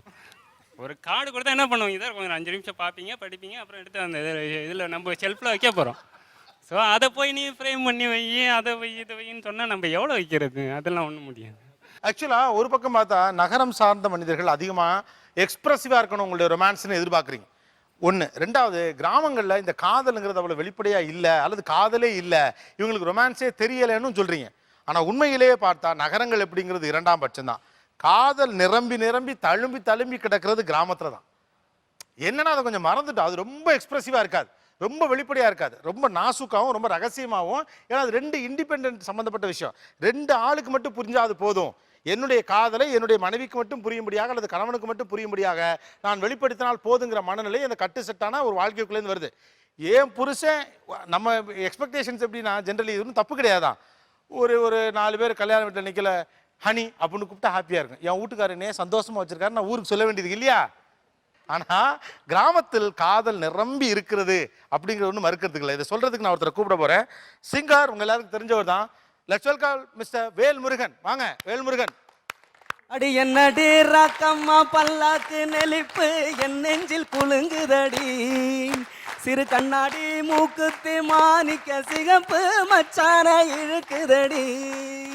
அடி என்னடி ராக்கம்மா பல்லாக்கு நெளிப்பு என் நெஞ்சில் குலுங்குதடி, சிறு கண்ணாடி மூக்குத்தி மாணிக்க சிகப்பு மச்சான இழுக்குதடி. 5-6 ரூபாய்க்கு மணி மாலை உன் கழுத்துக்கு பொருத்தமடி, 5-6 ரூபாய்க்கு மணி மாலை உன் கழுத்துக்கு பொருத்தமடி. அம்மூரு மீனாட்சி பார்த்தாலும் அவ கண்ணுக்கு வருத்தமடி, அம்மூரு மீனாட்சி பார்த்தாலும் அவ கண்ணுக்கு வருத்தமடி. அடி பின்னால கண்டாங்கி சேலைய கட்டி நான் கையால கட்டி விடவா, என் அத்தை என் பெத்த என் சொத்த அடராக்கம்மா கொத்தோடு முத்து தரவோ. பிப்பி பிப்பி பிப்பி பி டும் டும் டும் டும் டும் டும் பிப்பி பிப்பி பிப்பி பிப்பி பிப்பி பிப்பி பிப்பி பிப்பி பிப்பி பிப்பி பிப்பி பி டும் டும் டும் டும் டும். Very nice. ஆக்சுவலாக தமிழ் சினிமாவில் அந்த பட்டிக்காடா பட்டணமாங்கிறது இப்போ நடத்துகிற இந்த ஷோக்கான எக்ஸாக்ட் மேட்சிங்கான ஒரு விஷயம்னு சொல்லலாம். ஒரு அத்தை பொண்ணை ஒரு பையன் காதலிக்கிறான், முறை பையன் காதலிக்கிறான் அப்படின்னா அதுக்கு என்ன பாட்டிருக்கு? ஏன்னா கிராமத்தில் காதல் குறைவுன்னு ஒரு அபிப்பிராயம் இருக்குது. ஆனால் இங்கே செக்மெண்ட்டாகவே இருக்குல்ல கிராமத்தில். அத்தை பொண்ணை ஒரு பையன் காதலிக்கிறான், அதுக்கு என்ன பாட்டிருக்கு? என் அத்த பத்தரத்தினமே செதுக்கி வச்ச சித்திரமே அத்தனையும் உன்னழகு அள்ளி வச்ச பேரழகு நித்த நித்த ஒன்ன நப்பு நெஞ்சுக்குள்ள மோதுதடி நித்திரையும் போனதடி ஒன்ன சேத்தனைக்க தோணுதடி நித்திரையும் போனதடி ஒன்ன சேத்தனைக்க தோணுதடி. ஓகே, இது இப்போ கல்யாணம் முடிஞ்சிருச்சு. கணவன் மனைவி கடையில் இருக்கக்கூடிய காதலுக்கு பாட்டு இருக்கா? இருக்கு சார். ஏன்னா அதுக்கப்புறம் தான் பாட்டே வேணும். அதுக்கு முன்னாடி கூட எப்படி வேணாலும் இருக்கலாம். ஏன்னா அதுக்கப்புறம் தான் அவங்களுக்குள்ள சண்டை வராமல் அவங்க சந்தோஷமாக வாழணும் இல்லை சார். அதுக்காக இப்போ ஃபஸ்ட்டு வந்து அவங்க பொண்ணு பாடுறாங்க. மகராசா மகராசா மனசுக்கேத்த மகராசா மார்கழிதான் பிறந்துருச்சே மகராசா நீங்க மாலை போட வாரதெப்போ மகராசா மஞ்ச குளிச்சு நிக்கிறனே மகராசா நீங்க மஞ்சு விரட்டு நடத்துறதெப்போ மகராசா. உடனே அவர் பாடுறார், புது ரோசா பூத்து நிற்கும் புது ரோசா தை மாதம் பிறக்கட்டும் கொஞ்சம் பொறு ரோசா உனக்கு தாலி ஒன்று செஞ்சு வாரே புது ரோசா படுத்தாக்க தூக்கம் வல்ல பனிரோசா இங்க பகல் கனவு காத்திருக்கேன் பனிரோசா. உடனே அதுக்கு அடுத்து அவங்க பாடுவாங்க, நாத்து நடும் வேளையில நஞ்ச நில தண்ணியில ஓ முகந்தான் தெரியுதையா மகராசா. உடனே இவர் பாடுவார், ஊத்து நீர் குளிக்கையில ஊத காத்து அடிக்கையில நீ நினைச்சா பாக்கும் இந்த பனிரோசா இது போதும் வேறொன்னும் வேணா மகராசா. ஆக்சுவலாக நீங்கள் கிராமத்து பாடல்கள் நிறைய பாடக்கூடியவர். ஆனால் பேரலாக காதல் அப்படின்னு வர்றப்போ சிட்டிலையும் அந்த மாதிரியான பாடல்கள் இருக்குல்ல, ஒரு சிட்டி லைஃப் ஸ்டைலை பற்றின அதோடு தொடர்புடைய ரொமான்ஸ் பற்றின பாடல்கள் நிறைய உண்டு. ஸோ அந்த மாதிரியில் உங்களுக்கு பிடிச்ச பாடல் அது? கணா காணும் காலங்கள் கரைந்தோடும் நேரங்கள் கலையாத கோலம் போடும். அது எனக்கு ரொம்ப பிடிச்ச பாட்டு. ஏன்னா அந்த படம் தான் நான் முத லவ் பண்ணும்போது அந்த பாட்டு தான் பாடி அந்த படத்தை பாடித்தான் எனக்கு லவ் வந்தது. அந்த படத்தில் தான் எனக்கு காதல் உருவானது. அந்த படம் பார்த்துட்டு வந்தவொடனே இன்னைக்கு எப்படியா காதலை சொல்லிடலாம் அப்படின்னு சொல்லி அன்னைக்கு தான் நம்பிக்கை வந்து உடனே காதல் சொன்னேன். இது ஒரு கிராமத்து குரல், உணர்வின் குரல் அப்படின்னு கூட சொல்லலாம். All the best Velmurugan. Thanks ரொம்ப நன்றி. Thanks for coming. Thank you. Next ஏரியாவுக்கு வரும். ஒரு கிராமத்து வீட்டுக்காரர் பையனை கல்யாணம் பண்ணதுனால வேற என்ன இஷ்யூஸ் இருக்கு சார்? அவரோட ட்ரெஸ்ஸிங் சென்ஸ் இன்னும் கூட என்னால் மாற்ற முடியலைங்க சார். ஏன்னா அவர் நான் கிராமத்துக்கு போகிறப்போ ஒரு இத்து போன ஒரு லுங்கி கட்டிட்டு இருப்பாருங்க சார். அது இங்கே கட்டிப்பாரு, பாதி முட்டி நம்ம சாக்ஸ்லாம் போடுறோம் சார், அது மாதிரி முட்டி மேலே வரைக்கும் லுங்கியை கட்டுவார், அசிங்கமாக கட்டுவார்.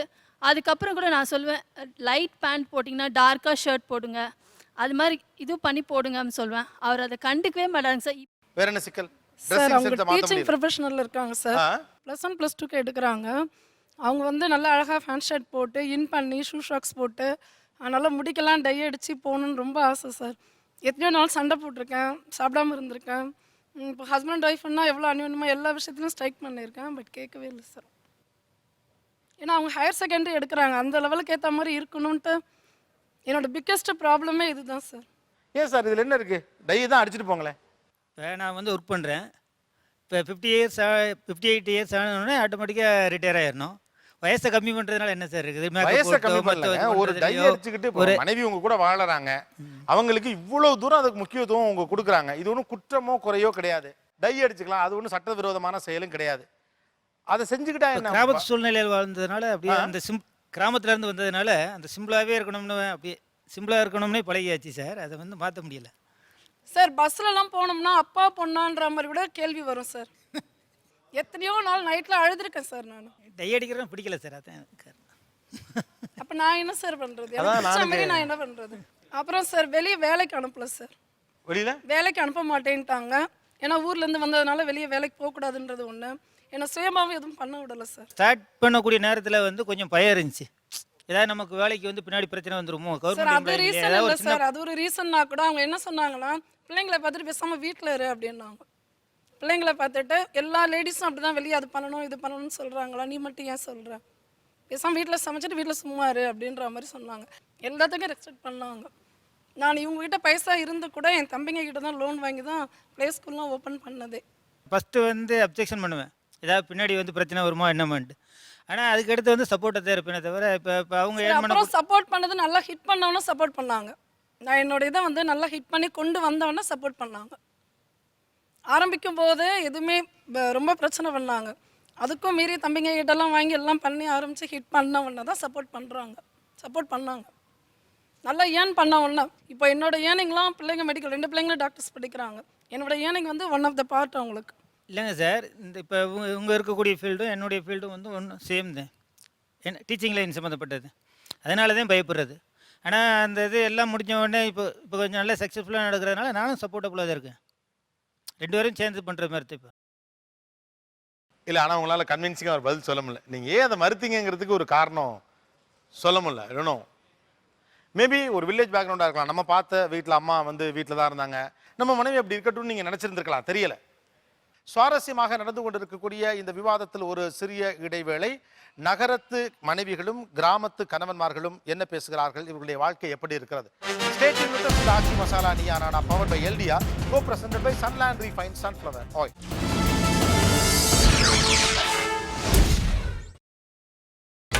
நீங்கள் பார்த்துக் கொண்டிருப்பது உங்கள் Vijay. Welcome back to Aachi masala Neeya நானா, powered by LDR, co-presented by Sunland Refined Sunflower Oil. எனக்கு ஒரு சின்ன ஹெல்ப் சார், முடிக்கு மட்டும் டை அடிக்க சொல்லுங்க சார். முடிக்கு மட்டும்? இந்த பஞ்சாயத்து பெரிய பஞ்சாயத்து இருக்கு. முடிக்கு ஒரு டையை தான் அடிச்சுட்டு போங்களேன். அது ஏன்னு கேட்குறேன். கொடுங்க, இது என்ன பெரிய பிரச்சனையா இருக்கு, அவர்கிட்ட கொடுங்களேன் சித்தா. டை மட்டும் ஏன் அடிக்க மாட்டேங்க? ரொம்ப ஃபீல் பண்றது. என்னை சுற்றி இருக்கிறவங்க எல்லாருமே சொல்லிட்டாங்க, கேட்க மாட்டேங்கிறாங்க. இல்லை சார், ஃபஸ்ட்டே உங்களுக்கு வந்து நான் பதில் சொன்னேன் இல்லை சார், நானாக இருக்கணும், மற்றவங்கள மாதிரி ஃபாலோ பண்ணக்கூடாது, நம்ம எப்படி இருக்குமோ அதே இது நேச்சுரலாக இருக்கணுங்கிறது ஆசை. இல்லை, நானாக இருக்கணும் அப்படின்னா கல்யாணமே பண்ணியிருக்க வேண்டியது இல்லைல்ல. இல்லை, இந்த லாஜிக்கை இப்படி திருப்புவோமே, இப்படி திருப்பி பார்ப்போமே. நீங்கள் ஒரு கிராமத்து ஆம்பளையே கல்யாணம் பண்ணிக்கிட்டீங்க இல்லையா? ஆனால் உங்கள் சுயத்தை அவர் தடுத்தது உங்களுக்கு கோவம் வரலையா? நான் ஒரு அறிவாளி, நான் வேலைக்கு போகிறத நீ ஏன் தடுத்தேன்னு தானே இவ்வளோ தூரம் நானும் உங்களை மறுத்துக்கிட்டே இருக்கேன். ஏன்னா ரொம்ப ஆக்சுவலாக நீங்கள் ரொம்ப கோவமாக பேசுகிறதுனால நான் உங்களை தடுத்து நானே கேள்வி போட்டேன். ஆனால் நீங்கள் ஏதாவது கூட குறைச்சி வார்த்தையை விட்டீங்க, நான் என்ன பண்ணுறது பயந்து. ஆனால் உங்கள் சுயத்தை அவர் தடுத்தது உங்களுக்கு கோவம் வந்துச்சா? ரைட்டா? உங்கள் சுயத்தை நீங்கள் படித்தவங்க, நான் வேலைக்கு போகிறேன்னு சொன்னதை அவர் தடுத்தது உங்களுக்கு கோவம் வருது. நீங்கள் மட்டும் அவர் சுயத்தை தடுக்கிறது எப்படி? அப்போ கல்யாணம் பண்ணாமல் நீங்களும் தான் சும்மா இருந்திருக்கணும் இல்லையா? அவர் அவராக தான் இருக்குன்னு ஆசைப்படுறாரு, அதில் என்ன தப்பு இருக்குது?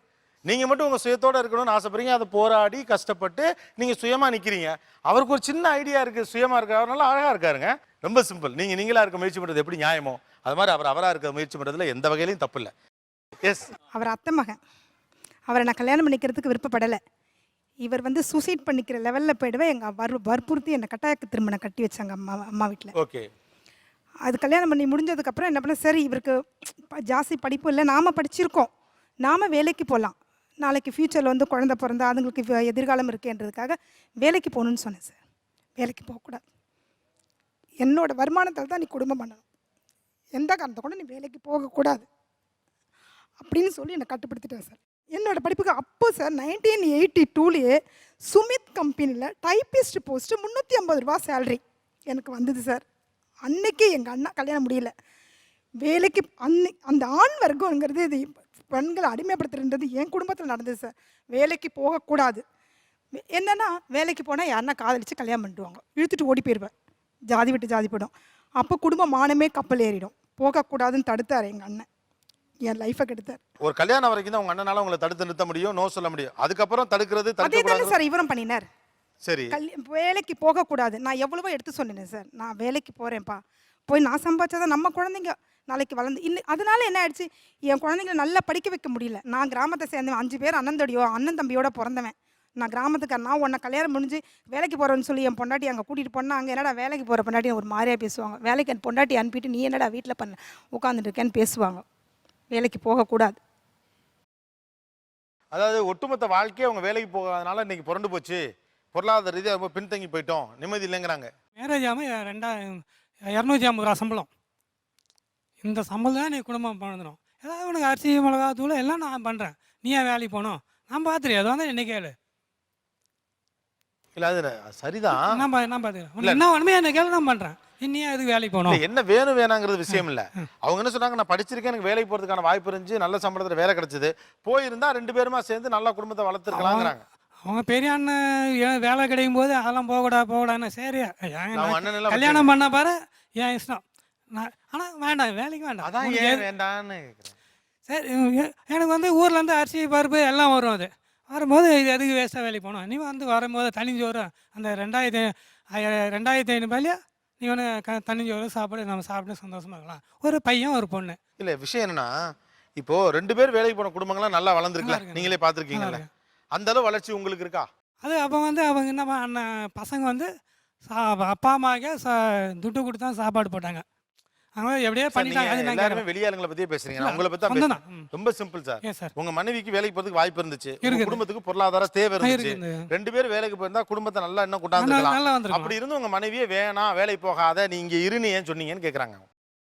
நான் வந்து எதுக்கு சார் வேண்டாம், எதுக்கு வேலை நான் பார்த்துக்கிறேன், உனக்கு என்ன வேணுமே கேளு நான் பார்த்துக்கிறேன். அது புரியுது.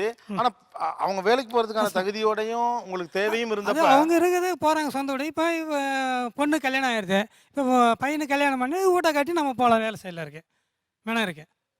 இனி வீடு நான் கட்டி பார்த்துக்கிறேன் எல்லாரையும். இல்லை சார், இதே அவங்க ஸ்கூல்லே எனக்கு டைப்பிஸ்ட் போஸ்ட் கொடுக்கறதுக்கு ரெடியாக இருந்தாங்க சார் கல்யாணம் ஆன புதுசில். இவர் என்ன கேட்டார், நீ கால் மேலே கால் போட்டுட்டு கால் ஆட்டிட்டு காஃபி வாங்கி சொல்வேன், நான் உனக்கு வாங்கி வந்து கொடுக்கணுமா, அதனால் வரக்கூடாது, வேலைக்கு வரக்கூடாது. இது நீங்க பதில் சொல்லி தான். மேனேஜ்மெண்ட்டில் ஒரு 2 பேர் ஒரே இடத்துல வேலை செய்யக்கூடாது சார். அவன் ஏதாவது சொல்லுவான், நம்மளுக்கு ஏதாவது பிரச்சனை ஆகும். இல்ல எனக்கு என்ன புரியலன்னா, ஊர்ல இருந்து அரிசி வரும், அதை வாங்கிட்டீங்களாம், கூலோ கஞ்சியோ இருக்க காசை வச்சு குடும்பம் நடத்து அப்படின்னு சொல்லலாம். ஆனா பொண்டாட்டி ஒரு இடத்துல வேலை பார்த்துட்டு கால் மேல கால் போட்டு உட்காரக்கூடாதுன்னா என்ன, அதை மட்டும் தாங்கிக்க முடியாது. கால் போட்டு என்ன சரி தனியாக இருக்கும்போது உட்காரு. இல்ல லாஜிக்கலா யோசிச்சு பாருங்களா, அப்ப நகரம் முன்னே இருந்தானே, கரெக்ட். அப்ப சென்னையில அதை மதிக்கிறவன் அதுபடி வளர்றவன் நல்லா வளர்ந்துருவான், நல்லா தானே இருப்பாங்க அவங்க. சரி நீங்க எது வீடு நம்ம தானே இருப்பீங்க. நம்ம சரி எது பொண்டாட்டி போய் சம்பாதிச்சு நாம சாப்பிடக்கூடாது, இருக்கட்டும் வீட்டாடே இருக்கட்டும், படிக்கிட்டோம் சாப்பிடையா இருந்துட்டேன் நான் பார்த்துக்கிறேன் எல்லாத்தையும். இல்ல எனக்கு அதுதான் புரியலைங்க. என்னன்னா ஊர்ல இருந்து அண்ணன் தம்பி அனுப்பக்கூடிய அரிசியை பொங்கி திங்கலாம், ரைட்டா, கூலோ கஞ்சியோ குடிச்சுப்புட்டு சும்மா கிடக்கலாம், ரைட்டா. இப்படி சொல்ற இந்த கிராம மனசு ஒரு பக்கம் இருக்கு, இன்னொரு பக்கம் மனைவி படிச்சிருக்காங்க வேலைக்கு போட்டு நினைக்கக்கூடிய ஒரு நகர மனசு இருக்கு.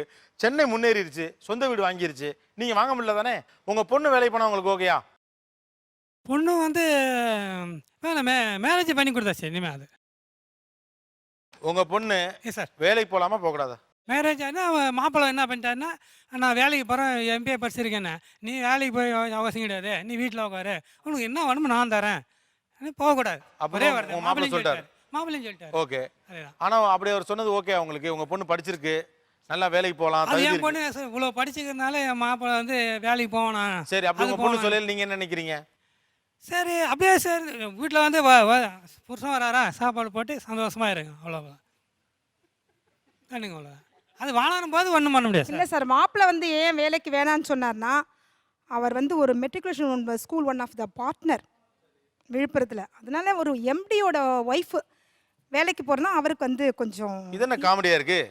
இப்போ உங்க பக்கத்துலயும் பிரச்சனை இருக்கே அப்படின்னு சொல்லிட்டார், அதனால வேண்டாம். இல்ல அப்ப பணத்துக்கு மட்டும் தான் வேலைக்கு போறதா? நீங்க எனக்கு புரியவே இல்லை. அவர் இப்போ அவங்க இல்லம்மா, உங்க மருமக புள்ள நான் ஒரு இதுல வந்து மெட்ரிகுலேஷன் ஸ்கூல்ல நான் எம்டியா இருக்கிறேன், நீ வேலைக்கு போனா எனக்கு அசிங்கன்னு அவர் சொல்றது சரினா, நான் ஒரு வேலை பார்க்குற இடத்துல நீ வேலையை பார்த்தீங்கன்னா நாளைக்கு ஒரு அந்த அதிகாரி என்னை திட்டத்துக்கு ஒன்னே திட்டுவான், ஒன்னே திட்டுட்டு கரை வச்சு என்னையை திட்டுவான்னு அவர் சொல்றது சரிதானே? இல்லை அவர் இப்போ பொண்ணு வந்து இப்போ இன்னைக்கு டெலிவரி டேட் இல்லையா, ஆஃப்டர் இப்போ நீங்க அவரை மாதிரி பேசுறீங்க சம்மந்தம் இல்லாம.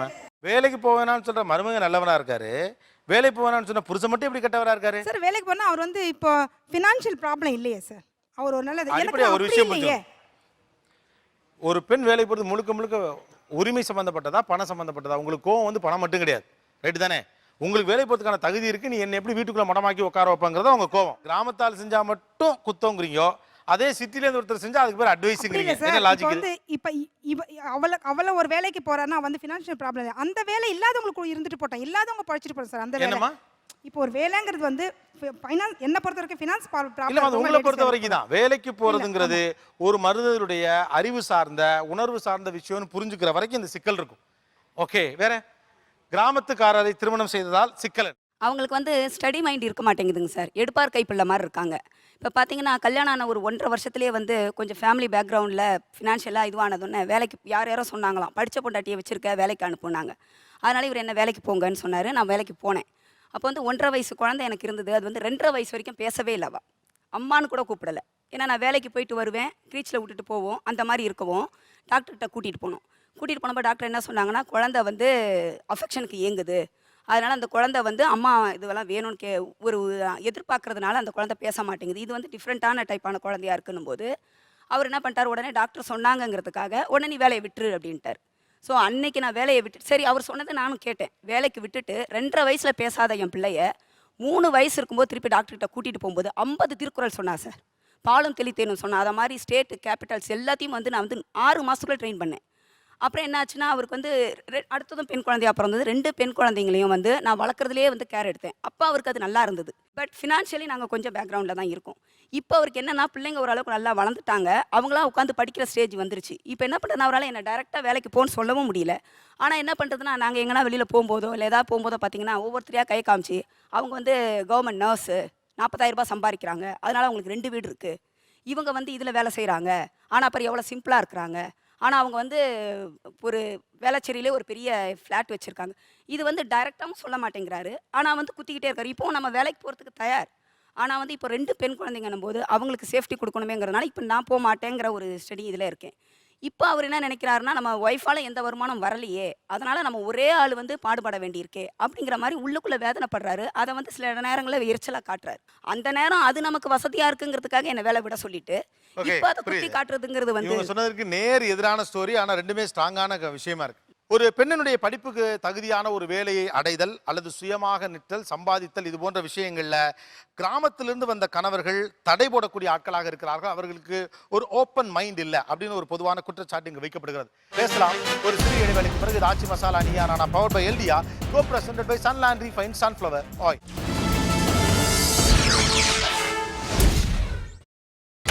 நீங்கள் பார்த்துக் கொண்டிருப்பது உங்கள் Vijay. Welcome back to Aachi masala Neeya Naana power by எல்டியா, co presented by Sunland refine sunflower oil. இந்த நகரம் என்கிற காரணத்தினாலே இவர்கள் செய்யக்கூடிய பல பழக்க வழக்கங்கள் இங்கே இருக்கக்கூடிய ஆண்களுக்கு, கணவன்மார்களுக்கு பிடிக்கல. அதே மாதிரி எங்களுடைய விழுதுகள், எங்களுடைய பண்பாடு அப்படிங்கிற பேரில் இவங்க வச்சிருக்கக்கூடிய சில ரிஜிடான விஷயங்களை நகரத்தை சேர்ந்த பெண்கள், மனைவிமார்கள் ரசிக்கவில்லை. தொடர்ந்து பேசுவோம். இதில் ட்ரெஸ்ஸு ஒரு ரோல் ப்ளே பண்ணுதுன்னு நினைக்கிறேன். ஏன்னா நம்ம பார்த்து வளர்ந்த மெத்தடாலஜி வேறு, இங்கே இருக்கக்கூடியது வேறு. இங்கே இருக்கக்கூடிய ஆண்களில் பெண்களின் எந்த உடை உங்களுக்கு சுத்தமாக பிடிக்கல? சுடிதார் பிடிக்கல சார். சுடிதார் போடுறது பிடிக்கல. இப்போ சாரி கட்டினா தான் சார் நல்லா லட்சணமாக இருக்கும். உங்கள் மனைவியின் எந்த உடை உங்களுக்கு பிடிக்காது? Jeans T shirt. ஜீன்ஸ் டிஷர்ட் போட்டால் பிடிக்காது. ஓகே, வேற? எங்கள் ஒய்ஃபு புடவை தான் நல்லாயிருக்கும். புடவை தான் நல்லா இருக்கும். ஓகே, அதான் முடிவு பண்ணிட்டீங்களே. ரொம்ப டைட்டாக இறுக்கமாக ட்ரெஸ் போடுறது பிடிக்காது. டைட்டாக இருக்கமா ட்ரெஸ் போடுறது பிடிக்காது. ஓகே, வேற? சாரி தவிர மற்ற எல்லா துணியும் பிடிக்காது சார். சாரி தான் போகணும். சாரி தான் first of all sari. Only sari போட்டால் ஆமாம், மற்ற எந்த ட்ரெஸ்ஸுமே எனக்கு பிடிக்காது. ஓகே, வேற? சாரி 1 ஃபீட்டில் விட்டால் பிடிக்காது. ஜீன்ஸ் டிஷர்ட் போட பிடிக்காது. ஜீன்ஸ் டிஷர்ட் போட்டால் பிடிக்காது. சார் இப்போ நம்ம வந்து ட்ரெஸ் சென்ஸ்னு பேசுகிறோம் இல்லையா, அதில் வந்து அவங்களோட இது வந்து என் பிள்ளைங்களையும் பாதிக்குது சார். இப்போ என்னோடய பொண்ணு வந்து படிக்கிறா, அவள் வந்து ஜீன்ஸ் டாப்ஸ் போட்டால் மேலே சால் போடாமல் வெளியே போகக்கூடாதுன்னு சொல்லுவாங்க. அவள் காலேஜ் மெட்டெல்லாம் ஒரு மாதிரி ஸ்டைலாக இருப்பாங்க, அந்த மாதிரி ஸ்டைல் பண்ணக்கூடாது அப்படின்னுவாங்க. இவங்களோட தான் அந்த பிள்ளைங்களையும் பாதிக்குது சார். ஜீன்ஸ் நான் ரொம்ப நாளாக கேட்டுட்ருக்கேன். லாஸ்ட்டில் வந்து இப்போ நாங்கள் என்னை எங்கேயுமே கூட்டிகிட்டு போனது கிடையாது. சரி, நான் உங்களோட தானே வரேன், நான் ஒரு ஜீன் போட்டு மேலே குர்தா போட்டு வரேன், நான் ஒன்றும் டிஷர்ட்லாம் கேட்கல அப்படின்னு சொல்லியிருந்தேன். நீ குர்தா போட்டாலும் மேலே ஷால் போட்டுட்டு தான் வரணும் அப்படின்னாங்க. சரி, லேட்டஸ்ட்டாக இப்போ மேக்ஸ்க்கு போகணும், போய் சுடிதார் இது ஜீன்ஸ் பர்ச்சேஸ்க்காக போயிருந்தோம். எனக்கு கடைசியாக எடுக்கல, எங்கள் ரிலேஷனில் ஒருத்தவங்களுக்கு எடுத்து கொடுத்தாரு. கடைசியாக வீட்டுக்கு வந்து கேட்டால், இப்போ தான் அவங்களுக்குலாம் எடுத்து கொடுத்து நான் ஆசைப்பட முடியும், எடுத்து கொடுக்கணும்னு ஆசை இருக்குது, உனக்கு நான் எப்போ வேணாலும் எடுத்து கொடுக்கலாம், ஆனால் இப்போ இல்லைலாம் நீ போட வேண்டாம் அப்படின்ற. ஜீன்ஸ் போடக்கூடாது. ஜீன்ஸ் போடக்கூடாது. எப்பயுமே சாரி தான் கட்டணும்னு சொல்லுவார் சார், சுடிதார்லாம் போடக்கூடாதுன்னு சொல்லியிருக்காங்க. அப்புறம் ஃபஸ்ட்டு கல்யாணம் ஆன புதுசு சார், பொட்டு வந்து குங்குமம் போட்டு தான் வைக்கணும். எங்கள் அம்மா இவ்வளோ பெரிய குங்குமம் போட்டு வச்சுருக்காங்க, நீ குங்குமம் போட்டு தான். ஸ்டார்டிங்கில் சரி, அதுக்கும் நான் ஒத்துக்கிட்டு வச்சேன். எனக்கு வந்து ரொம்ப பஸ்ஸில் ட்ராவல் பண்ணிட்டே இருக்கிறதுனால ரொம்ப ஸ்வெட் ஆகும். அப்புறம் சொல்லி கொஞ்சம் ஸ்டிக்கர் போட்டுக்கு மாறினேன். அது கூட குட்டியாக ஃபேஷனபிள்லாம் வைக்கக்கூடாது, பெருசாக தான் வைக்கணும். இன்றைக்கி பார்த்தீங்கன்னா அவங்க அம்மா ஸ்டிக்கர் போட்டு வச்சுருக்காங்க சார். அவங்க அம்மா ஸ்டிக்கர் போட்டு வச்சுருக்காங்க. இப்போ அவங்க அம்மாவே ஸ்டிக்கர் போட்டு இன்னைக்கு வச்சுருக்காங்க சார் அவங்க. அம்மாவுக்கு அந்த தரமான குங்குமம் இப்போ கிடைக்கல சார். அந்த இல்லை நிஜமாக அது வச்சா இந்த இடத்துல அப்படியே புண்ணாயிருது சார். கெமிக்கல் கதை சார். நியாயமா பேசுங்க சார். உங்க அம்மா இப்போ வச்சிருக்காங்கல்ல, அது ஓகேயா?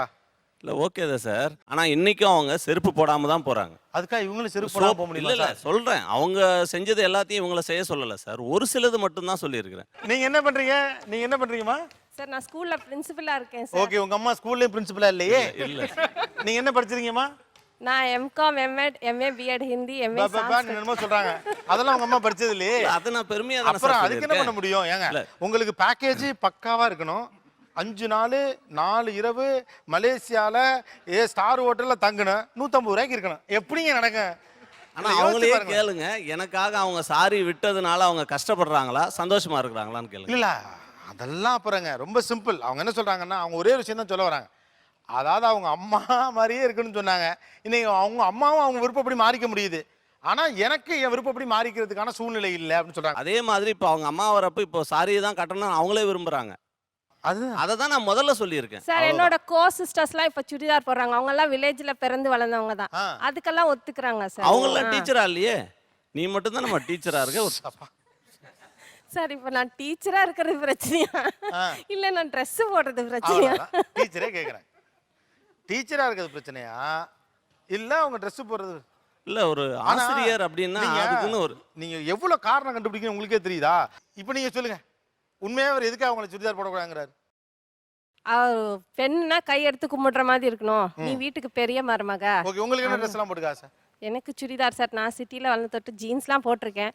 ஆனா இப்போதைக்கு அட்லீஸ்ட் சுடிதார் டிராவல் பண்ணும்போது எனக்கு கம்ஃபர்டபுளா இருக்கும். அப்படிதான் நான் ஃபீல் பண்றேன். பழக்க வழக்கங்கிறது ஒன்று இருக்கு. இந்த கிராமத்து பழக்க வழக்கம், நகரத்து பழக்க வழக்கம்னு உண்டு, ரைட்டா? இன்னமும் கூட இத்தனை ஆண்டு திருமண வாழ்க்கைக்கு பிறகும் கூட இந்த கிராமத்து பழக்க வழக்கத்துல இவங்களுடைய பழக்க வழக்கங்கள்ல உங்களுக்கு நெருடலாக இருப்பது எது? அதே மாதிரி இவங்களுடைய பழக்க வழக்கத்துல உங்களுக்கு நெருடலாக இருப்பது எது? அவங்களோட ஸ்லாங் தான் சார். அவங்கள ஸ்லாங் பேசுற ஸ்லாங் என்னது அதுல சிக்கல்? பொதுவா யாராவது கெஸ்ட்டுங்க யாராவது வந்தாங்க இல்ல அவரோட ஃப்ரெண்ட்ஸுங்க யாராவது வந்தாங்கன்னா கூட இவங்க என்னோட மிஸ்ஸஸ்னு என்னை இன்ட்ரடியூஸ் பண்ண மாட்டாரு. என் வீட்டு அம்மனி, என் வீட்டுக்காரம்மா அப்படின்வாங்க. அது நமக்கு ஒரு நெருடலா இருக்கும். அதே மாதிரி பார்த்தீங்கன்னா அது என்ன லாங்குவேஜ்னு எனக்கு முதல்லலாம் கிராமத்துக்கு போனப்போ தெரியவே இல்லை சார். கலாசு கொண்டு வா அப்படின்வாங்க. இன்னைய வரைக்கும் அவர் அப்படிதான் சொல்லுவார். அது ஏன் அது ஒரு டம்ளர்னு அழகா சொல்லலாமே அப்படின்னுவேன். அவருடைய எந்த கிராமத்து பழக்க வழக்கம் இன்னமும் நெருடலாக இருக்கிறது? ப்ரஷ் பண்ணாம காஃபி குடிப்பாங்க சார். அவங்க ஃபேமிலியில எல்லாருமே ப்ரஷ் பண்ணாம காஃபி குடிப்பாங்க. அது அவங்க ஃபேமிலியா இருக்கும். ஏன்னா சிட்டில தான் ப்ரஷ் பண்ணாம காஃபி குடிப்பாங்க. இப்போ வாத்தா போத்தா அந்த மாதிரி கூப்பிடுவாங்க, ஏத்தா இங்க வா அப்படின்ற மாதிரி கூப்பிடுவாங்க. இப்போ வீட்டில் இருந்தால் ரைட்டு ஓகே. இப்போ வெளியெல்லாம் இப்போ எஸ்கே போய் சத்தியம் தேட்டர் இந்த மாதிரி இடங்களுக்குலாம் போகும்போது இங்கேருந்து கூப்பிடுவாங்க, ஏத்தா இங்கே வா அப்படின்னுவாங்க. அங்கெல்லாம் எப்படி கூப்பிடலாம்? எஸ்கேப் சத்தியம்லாம் எப்படி கூப்பிட்டா நல்லா இருக்கும்? அந்த லாங்குவேஜில் கூப்பிடுவாங்க. அங்கே எப்படி கூப்பிட்டா நல்லா இருக்கும்னு கேட்குறேன். இல்லை ஏதாவது நேம் சொல்லியாவது கூப்பிடலாம். அது எப்படி? இல்லை சார், ராஜு இங்கே வா அப்படின்னு கூப்பிடலாம், இல்லை இங்கே வாப்பா அப்படின்னு கூப்பிடலாம். இல்லை எப்படி கூப்பிட்டா உங்களுக்கு ஓகேன்னு சொல்லுங்க. இல்லை நேம் சொல்லி கூப்பிட்டா கூட ஓகே, ராஜு இங்கே வா அப்படின்னு கூப்பிட்டா கூட ஓகே தான். ஆக்சுவலாக பொது இடத்துல பேரை சொல்லி கூப்பிடுறது தான் தப்பு. இல்லை காமனாக சும்மா இங்கே வாப்பா அப்படின்னு கூட கூப்பிடலாம். இங்கே வாப்பான்னா எப்படி வருவீங்க? ஆனா உண்மையா சொல்லுங்க, ஏத்தா இங்கே வாத்தா அப்படின்னு கூப்பிடுறதுல இல்லை கஷ்டம் இருக்கட்டும். ஆனால் அதாம்மா ரொமான்ஸு, அதில் தானே வாஞ்சையே இருக்கு. உங்களுக்கு வேற என்ன சொல்லிக்கலாம்? பப்பு அம்முன்னு கூப்பிட்டா நல்லா இருக்குமா? நல்லா இருக்கும். ஆக்சுவலாக உங்களுக்குலாம் தான் கொஞ்சம் ரொமான்ஸ் கம்மின்னு எனக்கு தோணுது. உங்களுக்கு யாரோ ஒரு சினிமா நடிகர் ஹீரோயினை சினிமாவில் கூப்பிட்ட மாதிரி கூப்பிடணுங்கிறீங்க. அதான் சிக்கல். இப்போ வேறு அவர் பேர் அதுக்கு போய் என்ன இருக்கு? அதுக்கு என் தங்கச்சிங்களாம் வச்சுது மாமா பேர் அதுக்கு போய் என்ன இருக்கு?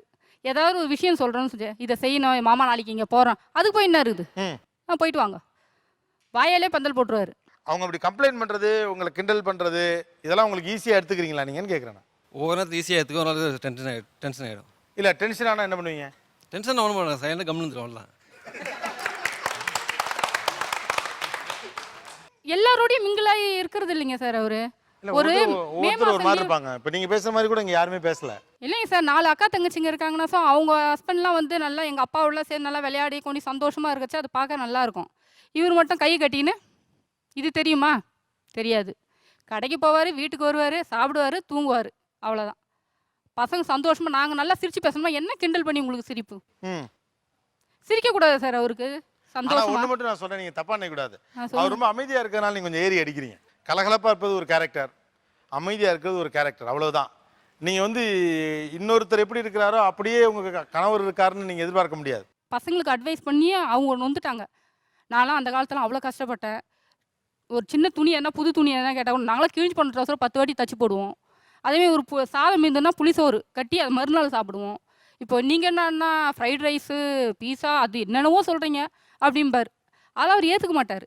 என் பையன் நல்லா ஜாலியாக இருக்கணும்னு பார்ப்பான். அது அவருக்கு இடைஞ்சலாக இருக்குது. ஆக்சுவலாக இவங்க சொன்னது, இன்னும் சில பேர் சொன்னதுலேயும் ஒரு விஷயம் என்ன தோணுதுன்னா, நீங்கள் எல்லாரும் ரொம்ப ரிஜிடாகவே இருக்கீங்க. ரெண்டாவது பழைய கதையை சொல்லிக்கிட்டே இருக்கீங்க. நாங்களாம் பார்த்தீங்கன்னா டவுசர் போட்டே தெரிஞ்சோம், குளிக்க இதெல்லாம் கஞ்சி தான் குடித்தோம், 3 வேளை சாப்பாடு கஷ்டப்பட்டோம், செருப்பே இல்லாமல் தான் எங்கள் அம்மாலாம் நடந்து போனாங்க. ஏன் அதே கதைகளே பேசிட்டு இருக்கீங்க? காலம் ரொம்ப மாறிடுச்சு, ரொம்ப லைஃப் ஸ்டைல் சேஞ்ச் எல்லாம் நடந்துருச்சு இப்போ.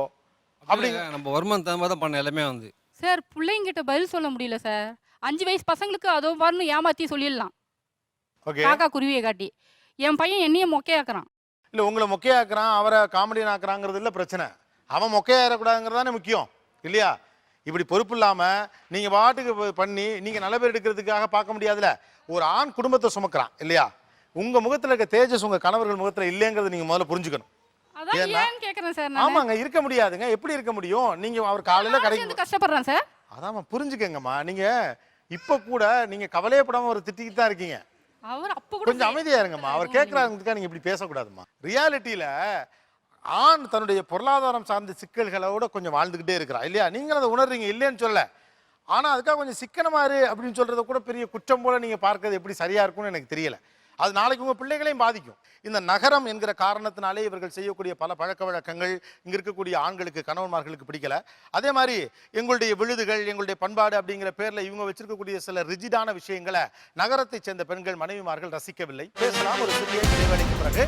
இது ஆச்சி மசாலா நியானா பவர் பை எல்டியா, co presented by Sunland refine sunflower oil.